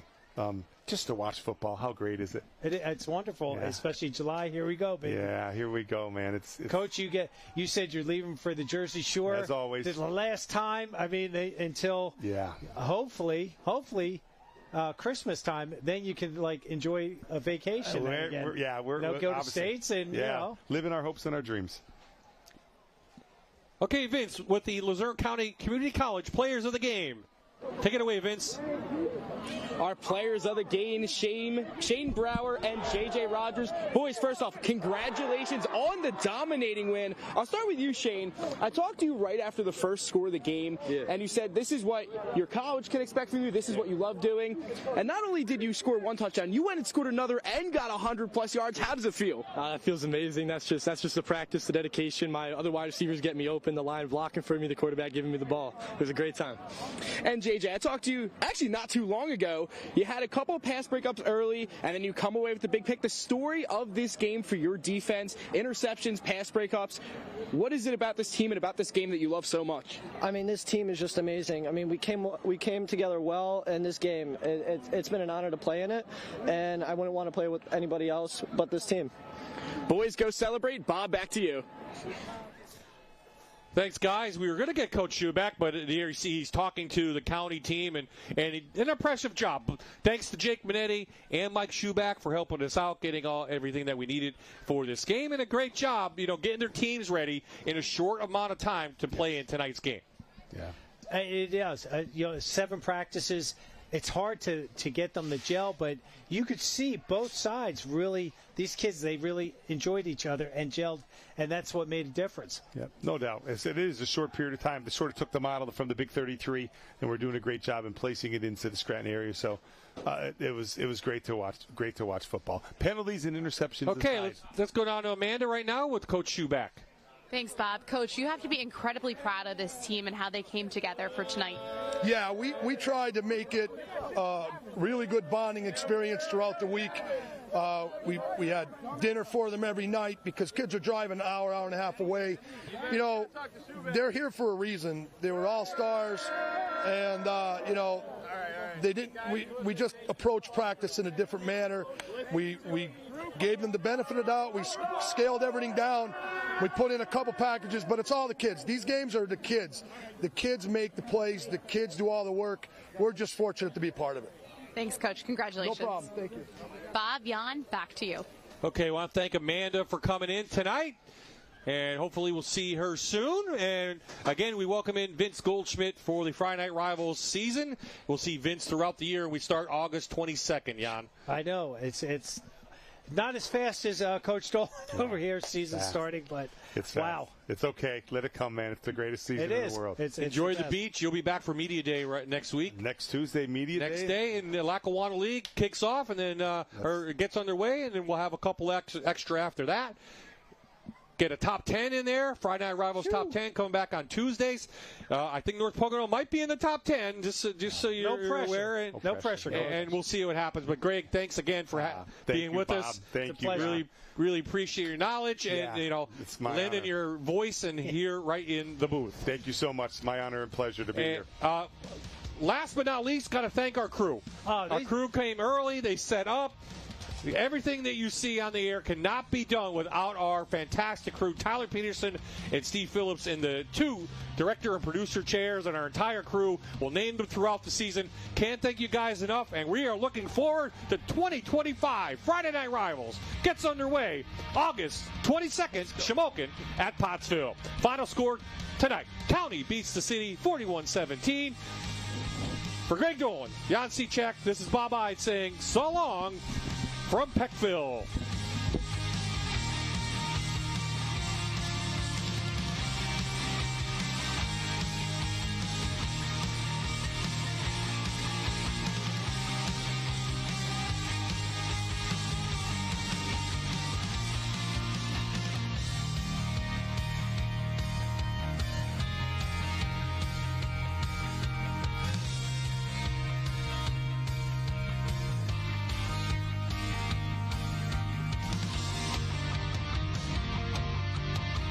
watching the Luzerne County Community College Friday Night Rivals special presentation of the 91st Scranton Lions Club Dream Game, presented by Bathfitter on WQMY TV.